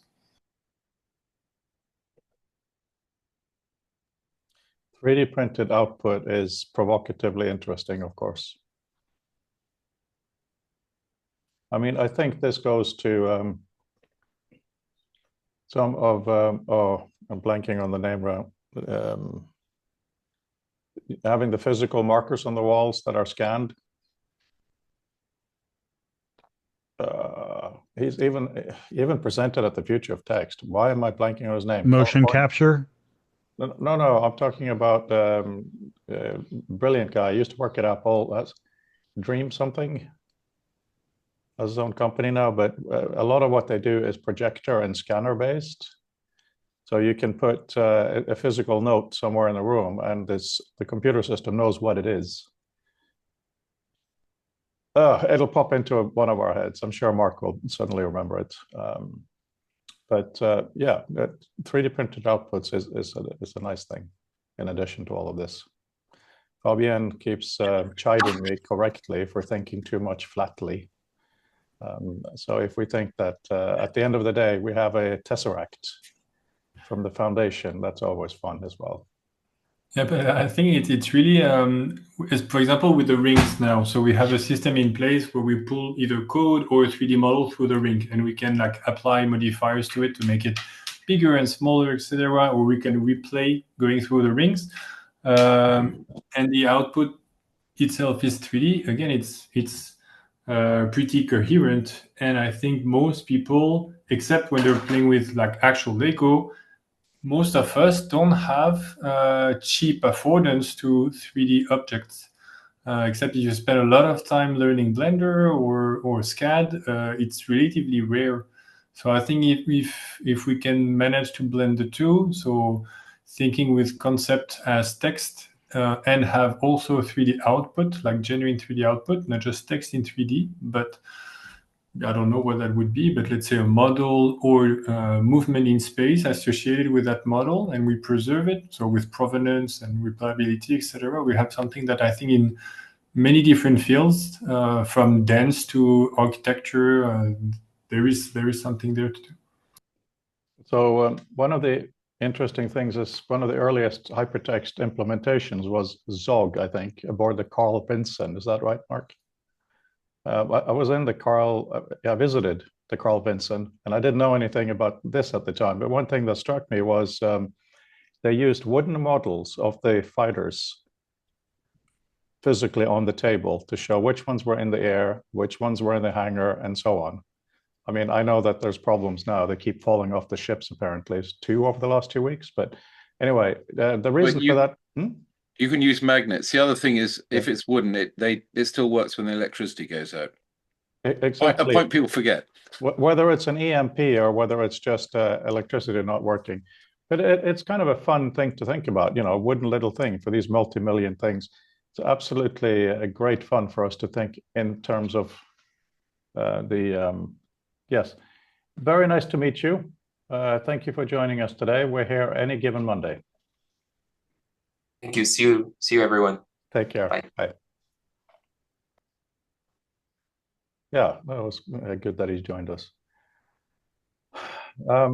Yeah, so we've got to now think really multidimensionally for what to interact with. Any extensions of the topic for the last few minutes we have today? Yeah, Peter, go ahead. Yeah, one thing I'd really like would be to be able to use text to describe the three-dimensional worlds, as opposing to have to do everything with direct manipulation inside the Blender interface. I'd rather talk at an abstract higher level of, you know, give me a cube, put another cube to the right of it, move it up half of its height, and to be able to use, you know, textual instruction to craft the 3D space, as opposed to having to go in and either type in XYZ coordinates inside of a parameter dialog box, or grab a hold of little anchors and drag things around inside of the 3D space. So I think text as an affordance for creating three-dimensional spatial environments is something worth exploring long term. So we do have a demo with this. Don't remember where it is, to be honest, but we do have one which does, I think, precisely what you say, namely white sphere or add white sphere or add sphere, make sphere white. So a bunch of voice-based text instruction that help to construct a set of 3D primitives in front of you. And to be honest, it is definitely something to explore more because it works. The problem is quite it's not accessible. You need to both be able, because what makes it powerful. I'll look up. Sorry, I don't have the link right now with me, but I'll look it up. But when you say put the white sphere there, if you just do this, or put the white sphere or white sphere, it's cool, but it's not that powerful. If you bring the white sphere there, then when you combine both, then suddenly it's powerful. And when you can do it fast, where you both combine, because white sphere in front of you, that's easy, let's say. But put the white sphere at 3.1 meter, whatnot, it doesn't make sense. That thing you need to put there, and then you need to look at it. So the body there, the embodiment, the motion of your own body and your hand, plus the voice, that really works. But it's not just one or the other, in my opinion. That's what made it powerful. And then we can indeed think about what's the grammar for it, so that the instruction, they are not a bunch of super sequential things that don't combine, because that's just inefficient. But we have a Vision Pro demo, and I think Quest 2 maybe, because I think I added a speech to text quick thing. I'll look both the link for the live demo and the video recording. It is there somewhere.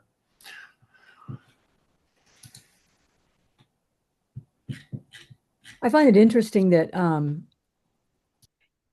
he still brought up commercial applications for this. And what we're trying to do is not that. There's so much money put in commercial applications that $250,000 put into just pure research is kind of unique.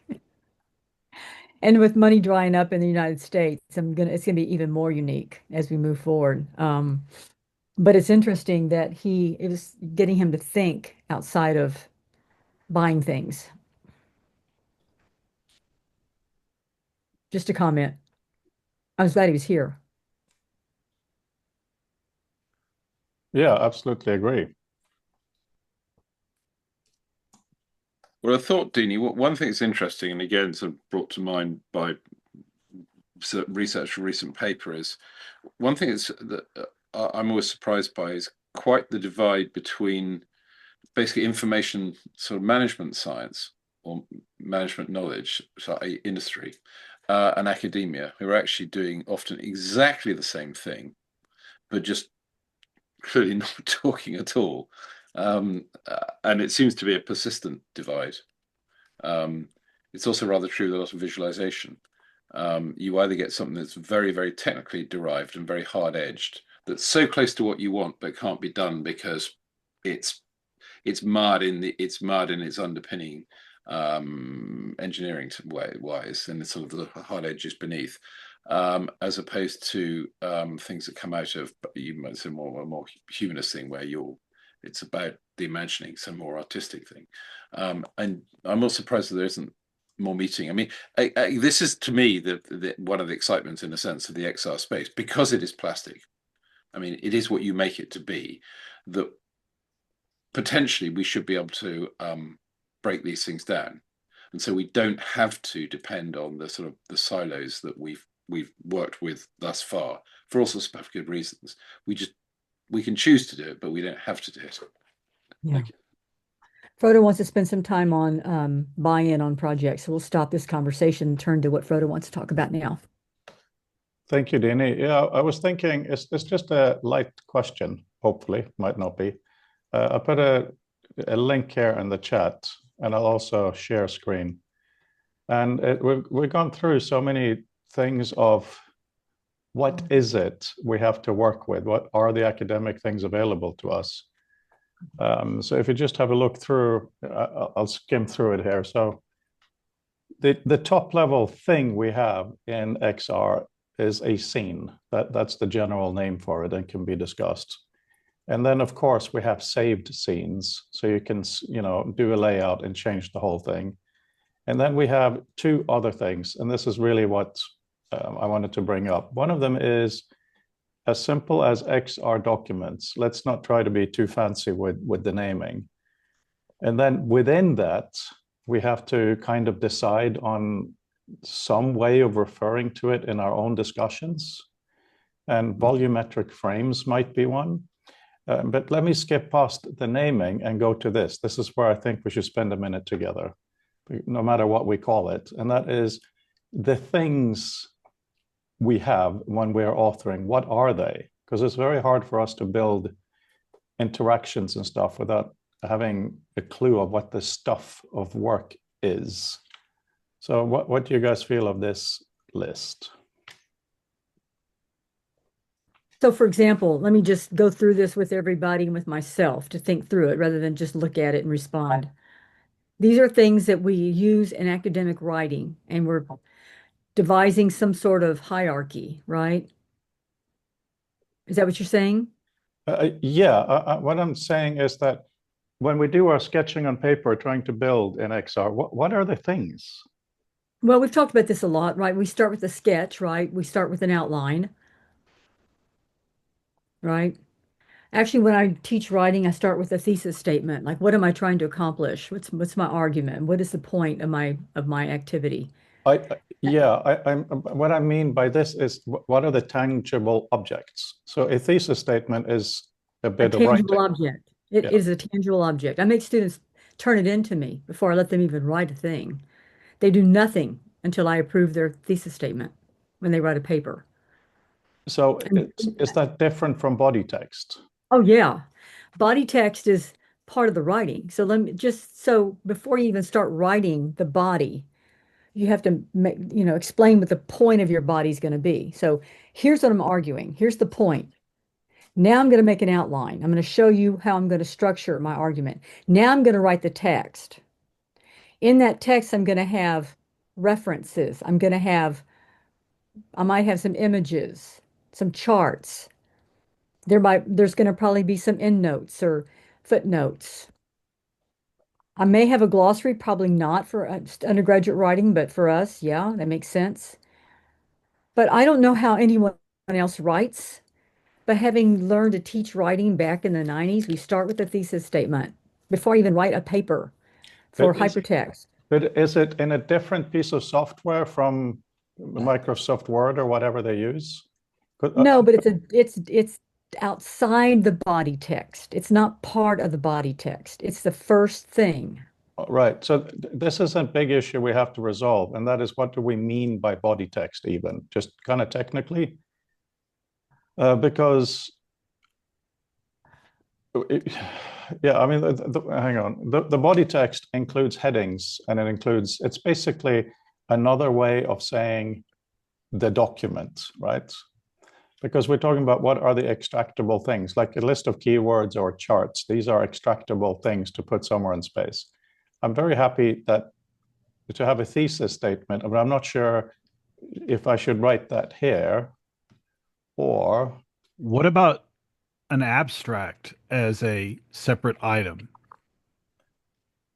Yeah, but when it is, I'm very much in favor of that. Down here we have a cover, which is supposed to have an abstract. So absolutely. And the reason, but does a cover apply to a paper, or does it apply to?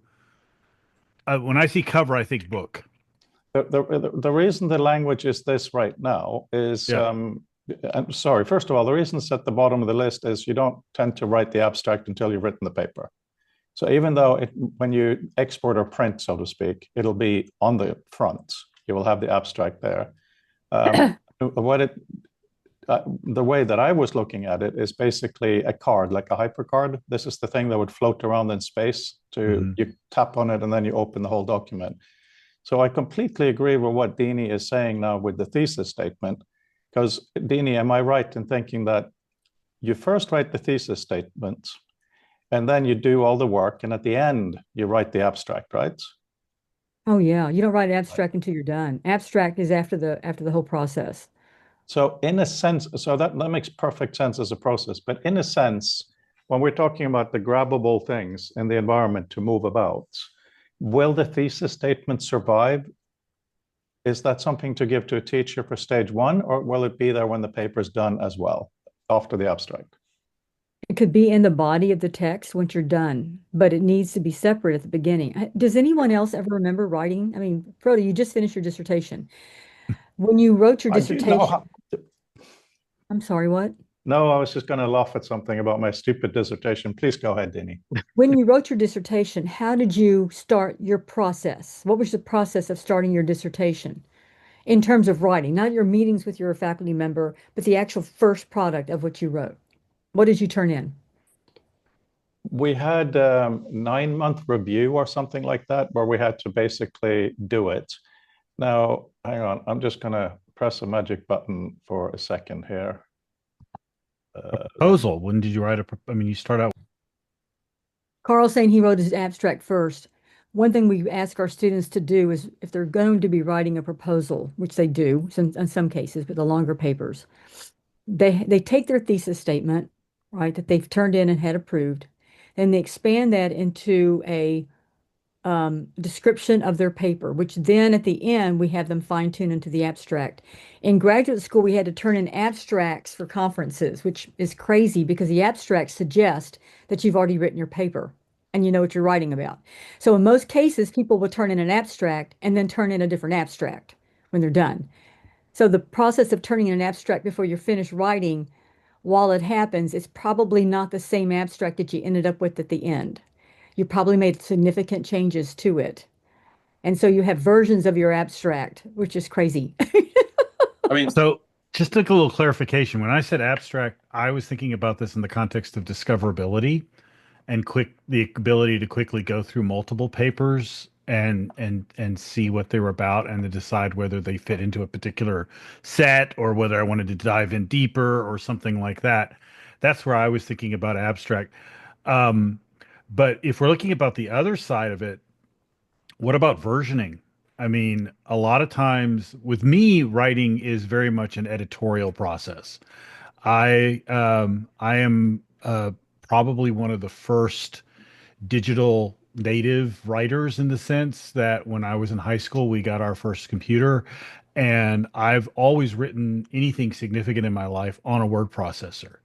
And to me, that makes outlining less important because most of the time I'm just I start out by vomiting my ideas onto the page, and then I spend a lot of time making them make sense. And for me, versioning is very important. Not just I don't necessarily have that structure to begin with.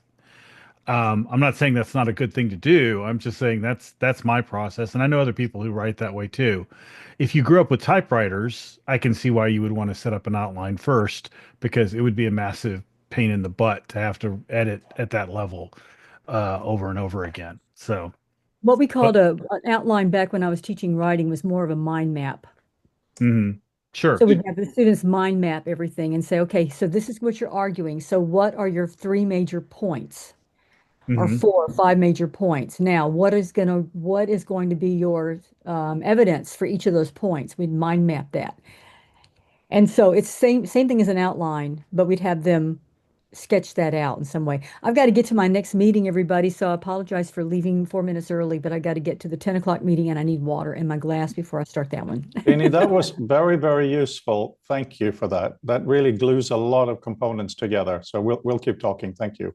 Okay, bye, everybody. Thank you. Right. Bye for now, Dini. See you. a Good work, quick Fabian. a quick thought, actually following. I mean, Fred had picked it up as a comment, but one observation when we were discussing this the other day, and having worked in a multidisciplinary sort of PhD factory of about 70 people going through, all the one thing that everybody basically had to be doing was not working in one in one subject area. And what you observed is, yeah, no one used the same process, didn't use the same tools, didn't use the same process. I think one of the challenges we got here is that understandably we're mixing process definition with the component things we have at hand. For the Absolutely. perfectly good reason that we're trying to figure out, okay, well, if I'm going to write something, what do I want? And so these things actually, in a sense, they have multiple identities. So there are things that are text versus, say, video or something else, that may go in any of those sort of constructional boxes. You may have things like an abstract, which for some people is what you start with. For other people, it doesn't even appear until the end. So it's a notional structure that you may think about or inquire about. You might say, show me the abstract. You might get none back because there is none. I think the challenge is, or the thing to hold on to is to not assume this is a fixed structure. And I think also hold on to the fact that is to not let process, which is invariably also past looking, guide our thinking too much. So a number of the things we do, a number of things, for instance, that Dean's just mentioned, are much more pertinent to earlier stage in academic education. So you're teaching people how to do the process. If you go to someone who's, as it were, a mature scholar somewhere down the line, who's now not maybe even teaching, they're just submitting papers, they probably will be going through some of the same process, but they're doing the bits that they know and which they need. And so again, understanding some of the things which are, for instance, there as guardrails for the novice in the organization, because some of these things you have to be shown, because why would you know they're there? And so these are all hintings that we want to put on this, which is the slight danger of this is the problem of premature formalization. If we rush to give too many things labels, they turn out to mainly be wrong. I think the axes we can draw are sort of process terminology, different types of information, by which I don't necessarily mean just is it rich text or is it video, but it's probably more the sense of it's getting towards more the sense of the body text, the manuscript. Is this something that is sort of, in a sense, the output, or is this obiter-dicta around it? Is this other stuff that I absolutely need, that is absolutely of consequence in doing the task that I'm doing, but it is not of itself something that will go in there. Fabian has to go, Mark. Okay. We absolutely agree.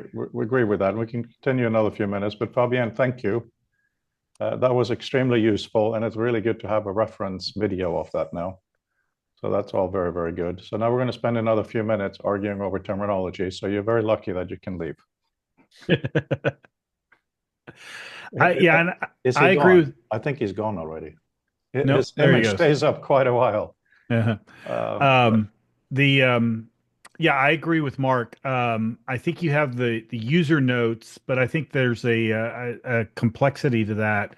Sometimes, like, I'll be halfway through a piece and I'll go, you know what? This train of thought really doesn't fit into the master narrative, but it's a good train of thought. And I want to be able to put it off to the side digitally. And usually when I'm doing this in Google or someplace else, I'll just create a fresh document and drop it in there. Of course, the problem is I lose track of it. And then 6 months later, I come back and I go, what the heck was this?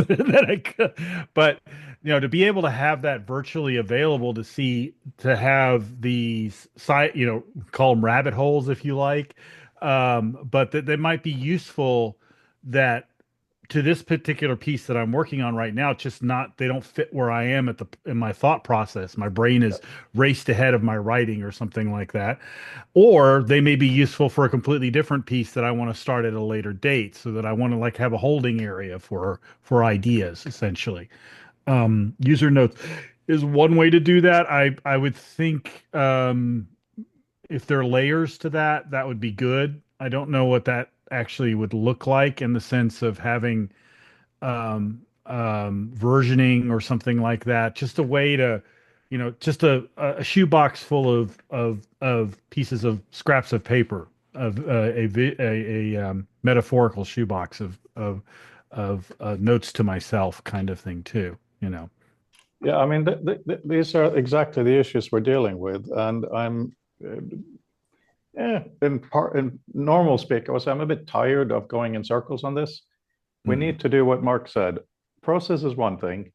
Bits, I mean, what I wrote here, it is what we can get our hands on when authoring. Something that's grabbable as a unit, right? That needs to be decided. And so for Dini, thesis statement is a really big deal. Absolutely fine. As a guardrail, as Mark said, I'm grateful for this language today, because if we help with a system where you have guardrails for outline and mind mapping, it's fantastic. Not everyone has to use it, but when it is used, it's nice that it has a kind of a pigeonhole to exist. But at least for the other things, and I mean, the reason we wrote body text, because I talked to Fabienne a little bit about this, is if we call it the manuscript is kind of all of this, right? In the whole history of humanity, we haven't needed to have this level of decision of what it is, because people just have their own stuff on paper, right? Mark, then Peter. Very quickly, I mean, it's just sort of bubbling up in the chat too. I think what I took away from what Tom was just saying is, yes, so we have something now, and so previously in the before the computer, I would have written it on a side piece of paper. Now I put it maybe in another document. I don't think necessarily we have to fall back on those notions in XR. What we should be looking to is, okay, how do I tie these together? Because one of the things that we can do, because in a sense we control this environment because we've absolutely constructed it, is instead of actually knowing that, oh, right, that was my previous draft that related to this, is the fact that we can have much, much closer ties where needed, not always the case, but where needed. So that in a sense we can inquire of our environment, and it can resurface these things for us, rather than, as we would do now, have to go and find another document or another application or another window. Another thing that sprung to mind is when you talk about something like, say, the thesis statement or something, is that another manifestation, another axis you can look at this is some of these terms, something that can also be used in the way of a manifest. So we might say, to get to the end of this ride, you've got to pass, you must pass the following challenges. So, you will have an abstract, you will have a something, and then usefully we can have some tailback on that. We probably don't want it all on over the time. We don't want something constantly reminding us how little we've written, for instance. That is not motivating. But it's something that we will want the system to know. But if we did want that tailback, for instance, that could be done, say, in some very subtle visual hinting somewhere, for instance, in a way that I think is easier to do in something like XR than it is in other things, because we don't have to build a window to put in everything. We can just, in a sense, put that thing in the space. So I think in other words, though you still have to build it, there's a lot less scaffolding than is normally needed, ironically. I mean, it seems to be the other way around, but I don't think it is. And I'm not expert in this. I may be completely wrong. And I'll stop there because I use my hands. We shouldn't build too much scaffolding, of course. But so just on what Carl said, here in the view, if you just have a thing called marked, as some of you know, or to do, right? As long as that's defined, you can even give it a color, whatever. Then all you have to do to the things that deal, just add that tag. So it's more of a process thing, and it's not hard coded into the system. Peter. Yeah, I think sometimes in academic writing, we kind of fictionalize our process after the fact. Yes. There are lots of times where I don't really know where I'm going. I do not have a thesis statement ahead of time. I will actually just start writing to almost have a conversation with myself. And then the direction I go evolves, sometimes in a completely different direction than I thought it was going to go at the start.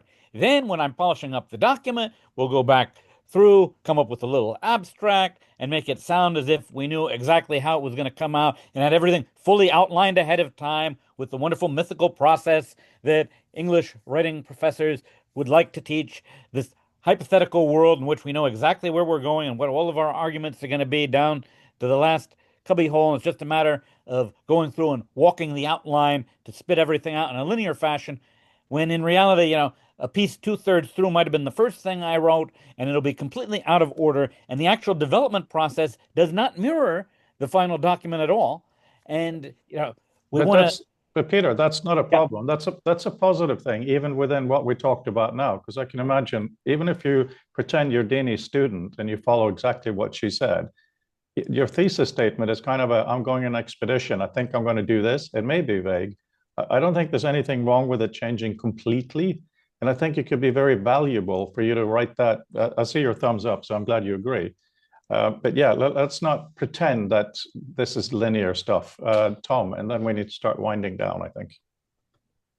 Well, just to throw another wrench into it a little bit, my writing process, this conversation that Peter was talking about a minute ago, I have started bringing in someone else into that conversation on a regular basis, and that's AI. And that I'm bouncing back and forth in and out of, getting feedback, clarifying things that, did I say this in a way that makes sense, et cetera, et cetera. It's sped things up quite a bit. Do we want, if this is an authoring environment in that sense, do we want to provide a window to get to an AI to where you could have a port We're not of some sort? No, we absolutely acknowledge the importance of AI, but for this loan, we're staying away from that. We're treating AI as a friend. It may be, as we say, it may be Peter who gives us some information. It may be AI. At this point, we don't care, right? For this project, it's just too big, right? And Right. it's information going back and forth. So what we're looking at doing, because we're going to be doing a 6-month review on the 16th of June. So we're now looking at the scenarios for what to do. And one thing that I've been vacillating on, I finally decided we're going to start with my software author sending a JSON to the headsets, because it'll be an open and clearly described JSON that anybody can use. In fact, it'll be a self-describing JSON that the beginning of it says the following values in English mean this and that, visual meta approach. That will take maybe 2 minutes of our whole thing, because we're not doing my software, it's just a demonstrator. Then we go in and do the interactions that we're really beginning to build together here. But at the end of it, we do not send it back to author. That's too complicated. That's for product. Right now, it's just to get to that space. And I'm really excited by what we've been talking about here.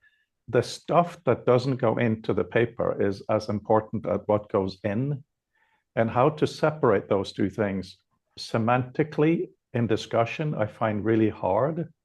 That is why we've had a manuscript thing, we've had a cube, we've had all these language things for it.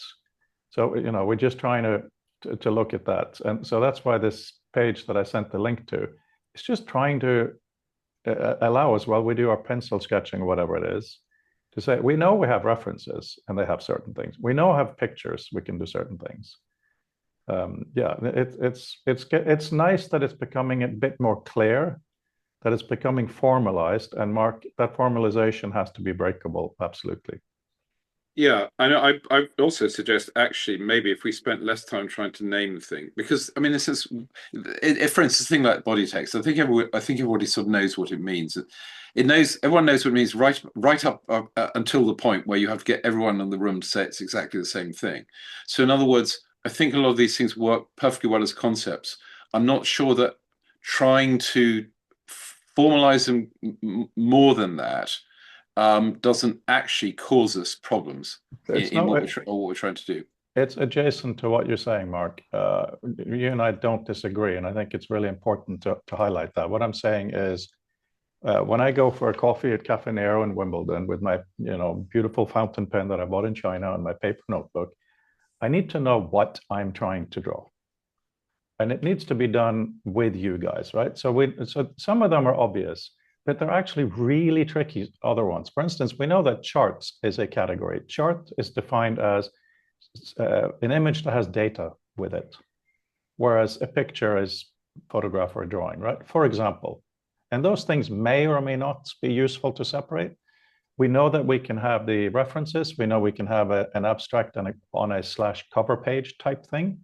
We know we can have a glossary, maybe defined concepts, which maybe are mapped out. We can have marked text, highlighted text, list of keywords. And we know that the user may have written their own notes for this document. So you bring up a really useful thing there, in a sense that Really? Thank you. Yeah, yeah, because it's saying, well, when you were talking about sort of say charts and pictures, and you think, well, actually, is that true? Is that true today in the way that it was 20 years ago?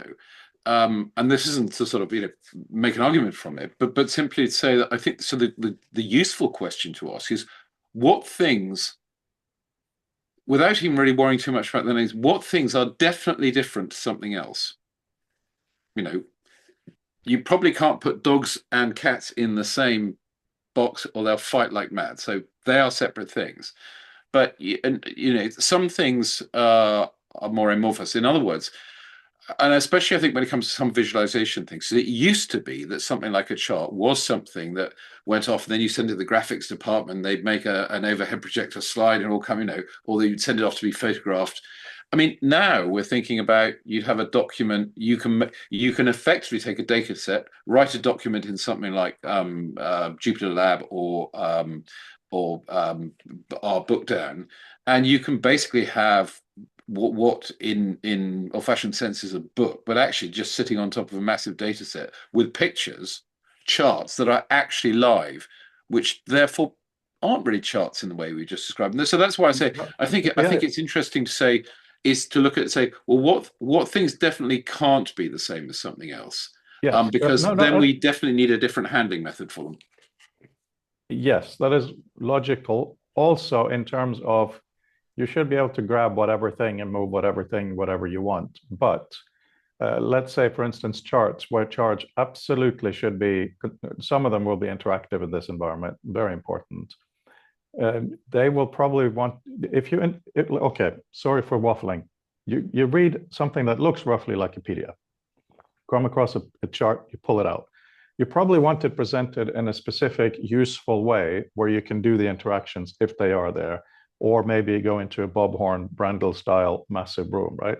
Which is quite different if you pull out a photograph, right? Even though the photograph may even be an image map where you can actually deal with different parts of the picture, maybe not.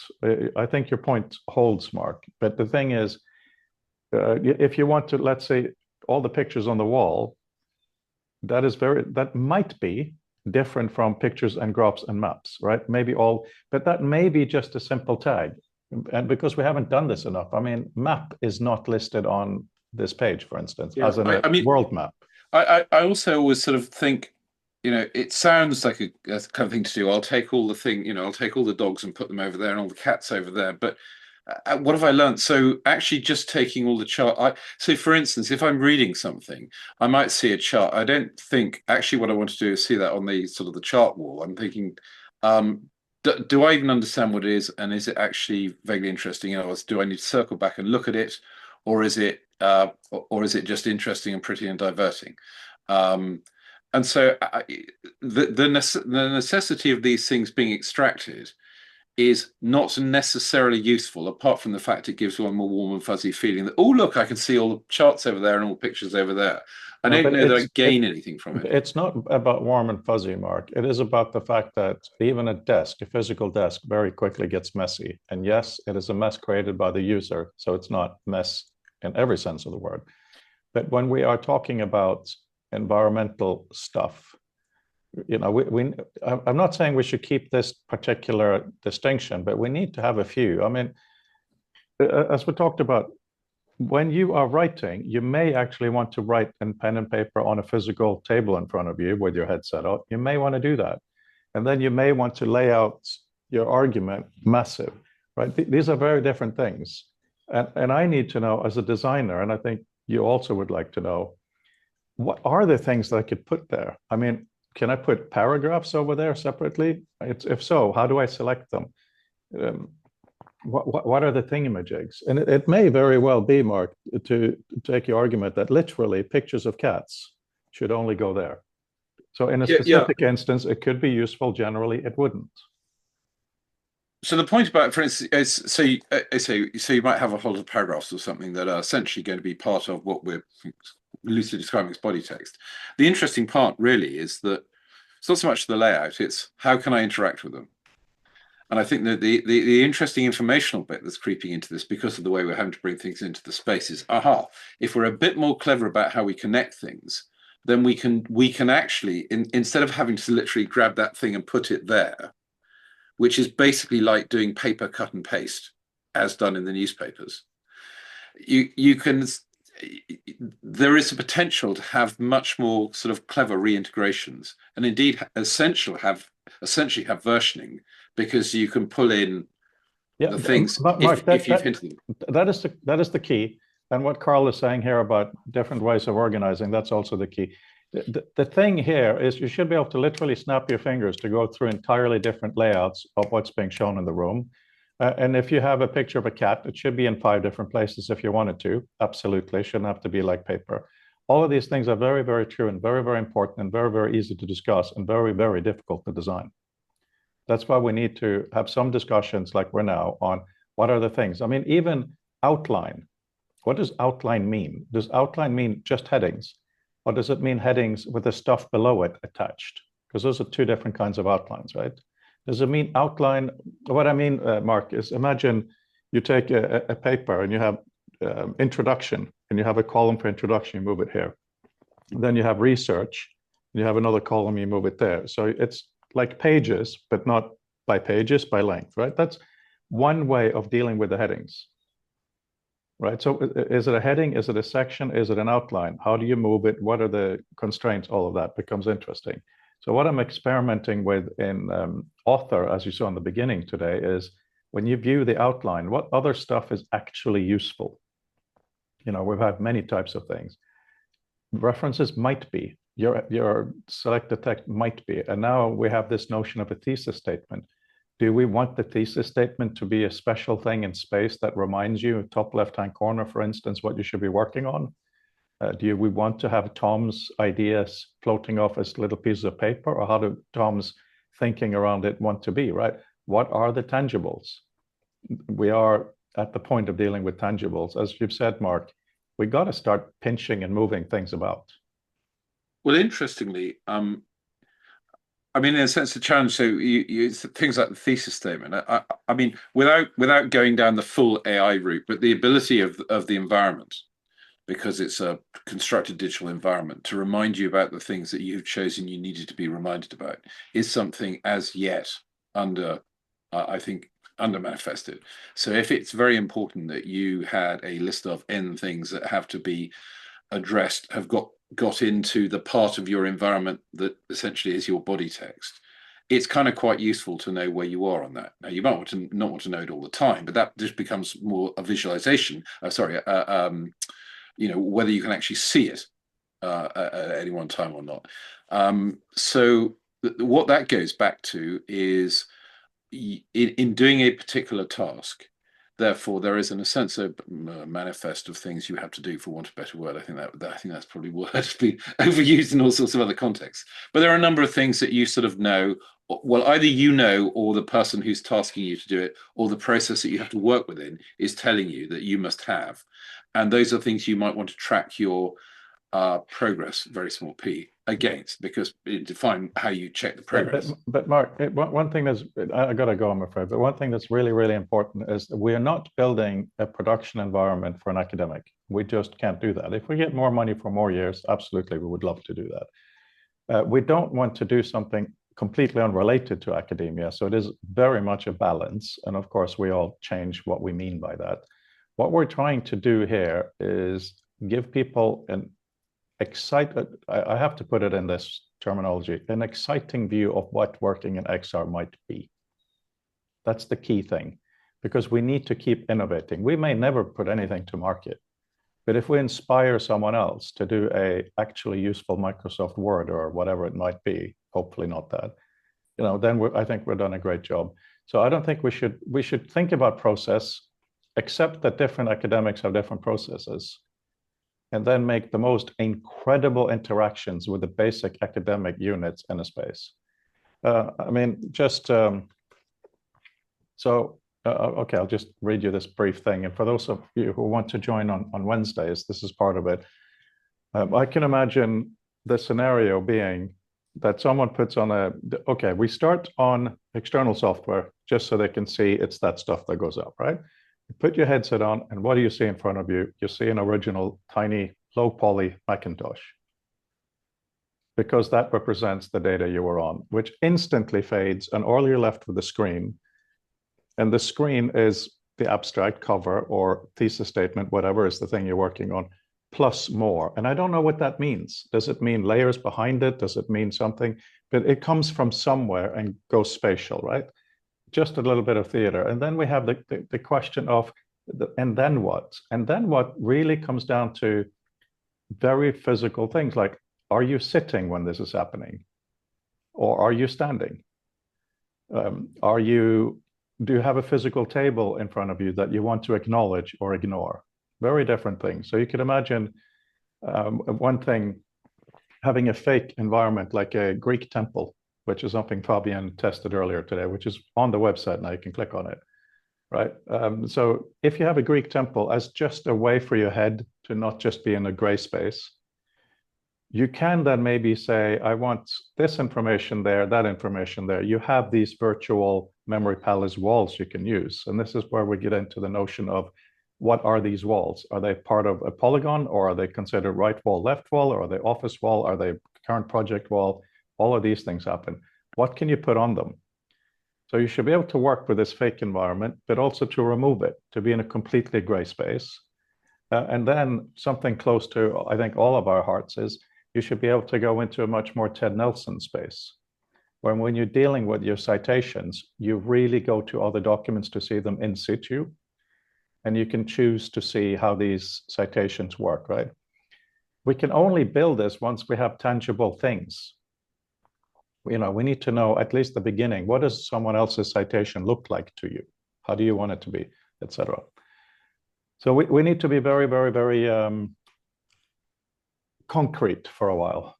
I see your message there, Tom. I hope you're traveling somewhere exciting. Just visiting my mom up in Ohio and then driving through Pennsylvania to visit other relatives. That sounds good. Yeah, we do look forward to your presentation.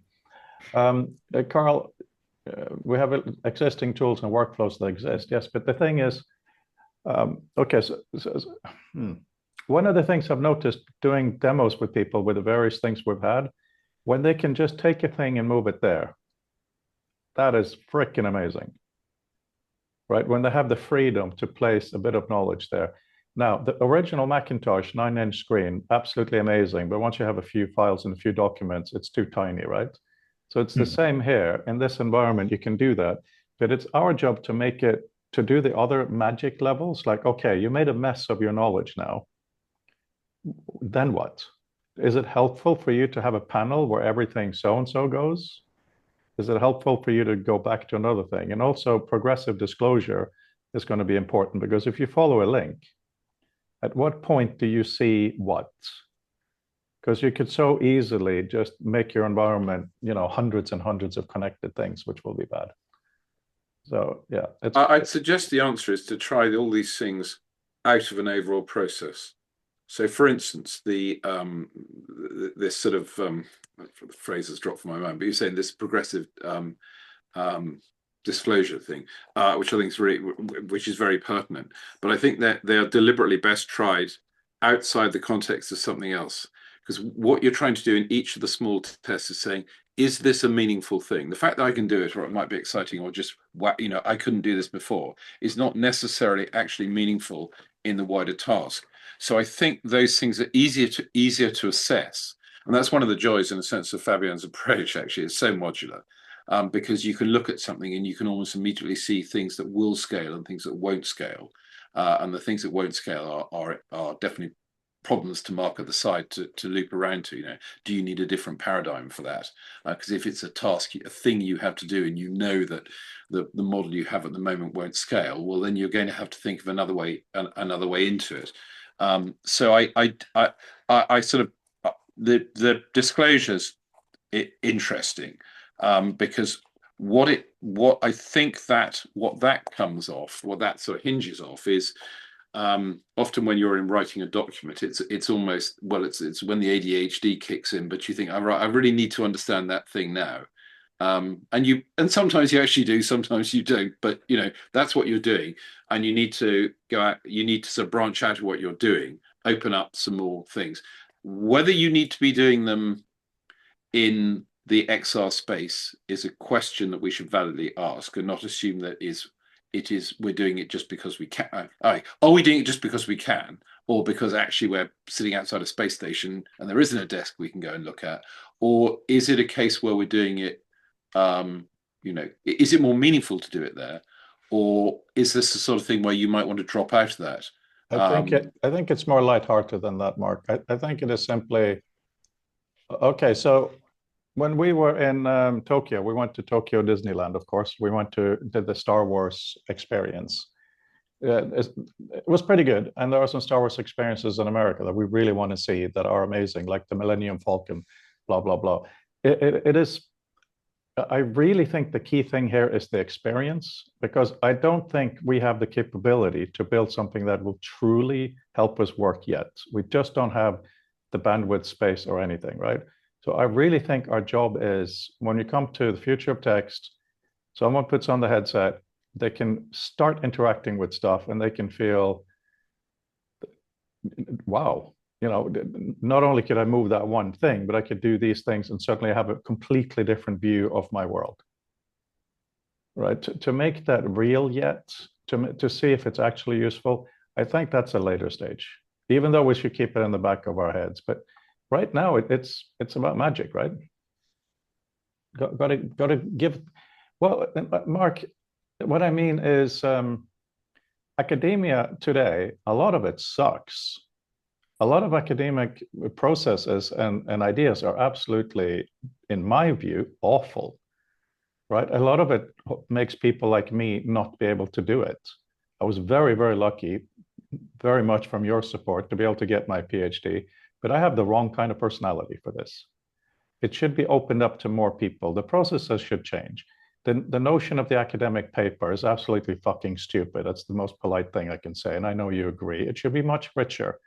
No, I mean, like, first of all, to even read these columns, a lot of people have problems visually reading. I have to develop my software to help people with vision problems to actually read it, right? Yeah, but that's a legacy issue of print. Yeah, no, that's what I'm saying. There are so many legacy issues, and Mark, you really hold the flag on this. We need to get past them. We need to look at, what does it mean to think? What does it mean to communicate? All of these basic things is what we really have to do, right? And just like you say, the notion of the paper and all of these things, it's not brilliant. So that's why, if we look at the core things, we are trying here to figure out a way. You put your knowledge in, you add to it, you move it around to make some kind of organization, and you share it with someone else. The basics are really simple. If we drop a lot of the academic side of it, right? As in the academic surface, let's put it that way. But even within that, we need to have the feeling of, I really do think we need to have the feeling of excitement. Like, I have the Vision Pro. I watch movies on it when I travel. That's absolutely no benefit for my work whatsoever, because I have a 27-inch screen, right? There's absolutely no benefit. It's insane. And there's not even anything that I found of software or XR experiences that gives me that feeling. The feeling still exists in our dialogue only, to me. Yeah. The only reason I'm cautious about excitement is that excitement is not necessarily well correlated with something useful. People can get very excited normally because it's something they haven't seen and it's very novel, and they'll absolutely say, yes, I absolutely need to have 40-point lime green text on a purple background in every tool I use. And turns out they never use that. I use a deliberately flippant example, but it just shows this disconnection between what we, in the moment, so we react to the sort of fun excitement of it. But it's all too often. I go back. I think back to my first career, and we were working on naval systems and things. And what got people excited was not the thing this was then built at vast cost. They then didn't use that, and it turned out the thing that was actually meaningful, had anyone been paying attention at the time, was stuff that was in there that wasn't then that actually then didn't properly get developed. And that's the lesson I sort of carry with me, which is not because I'm against the excitement of things. I'm not being cruel in that sense. But I think it's dangerous because it actually stops us concentrating on whether the thing makes a meaningful difference or not. Okay, I'm not interested only in meaningful difference, right? I think it's really important for me to, as a single person, say that, because on one level, I deeply care about meaningful difference. I mean, my PhD, as you helped me with, Mark, is simply documents should say what they are, what they contain, where they come from. It's a bloody obvious thing. I've never told it to anyone who didn't say that's brilliant, should do it, except for the academic publishing people who say, no, no, no, we don't want to do PDF or HTML. We're going to do something new. Can you tell me what that new is? Oh, we haven't decided yet, right? So on one level, all night, I will sit with an espresso and agree with you, Mark. But on another level, I really do think that right now we need to build excitement for XR beyond the capabilities that our group has to deliver. Some of it can be holodeck, which is ridiculous in Star Trek in some ways. You know, if it is too much and too far, and it turns out that it's not useful, if it inspires someone else to make a production thing, job done. So I think I polarize myself on this, Mark, not just in dialogue.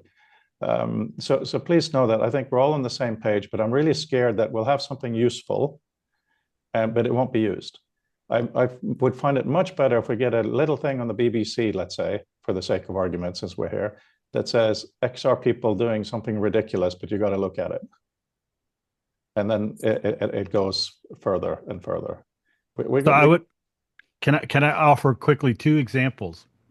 One, General Magic. If you haven't seen that documentary, I highly recommend it. But you know, they did something extraordinary that was 10 years too early, and therefore it fizzled into nothing. The other one is VisiCalc. You know, I think people got excited about VisiCalc and the ability to have digital spreadsheets that allowed them to predict the future with numbers in a way that wasn't possible before VisiCalc. Yeah. And that is what I'm looking for with both AI and visualization and XR.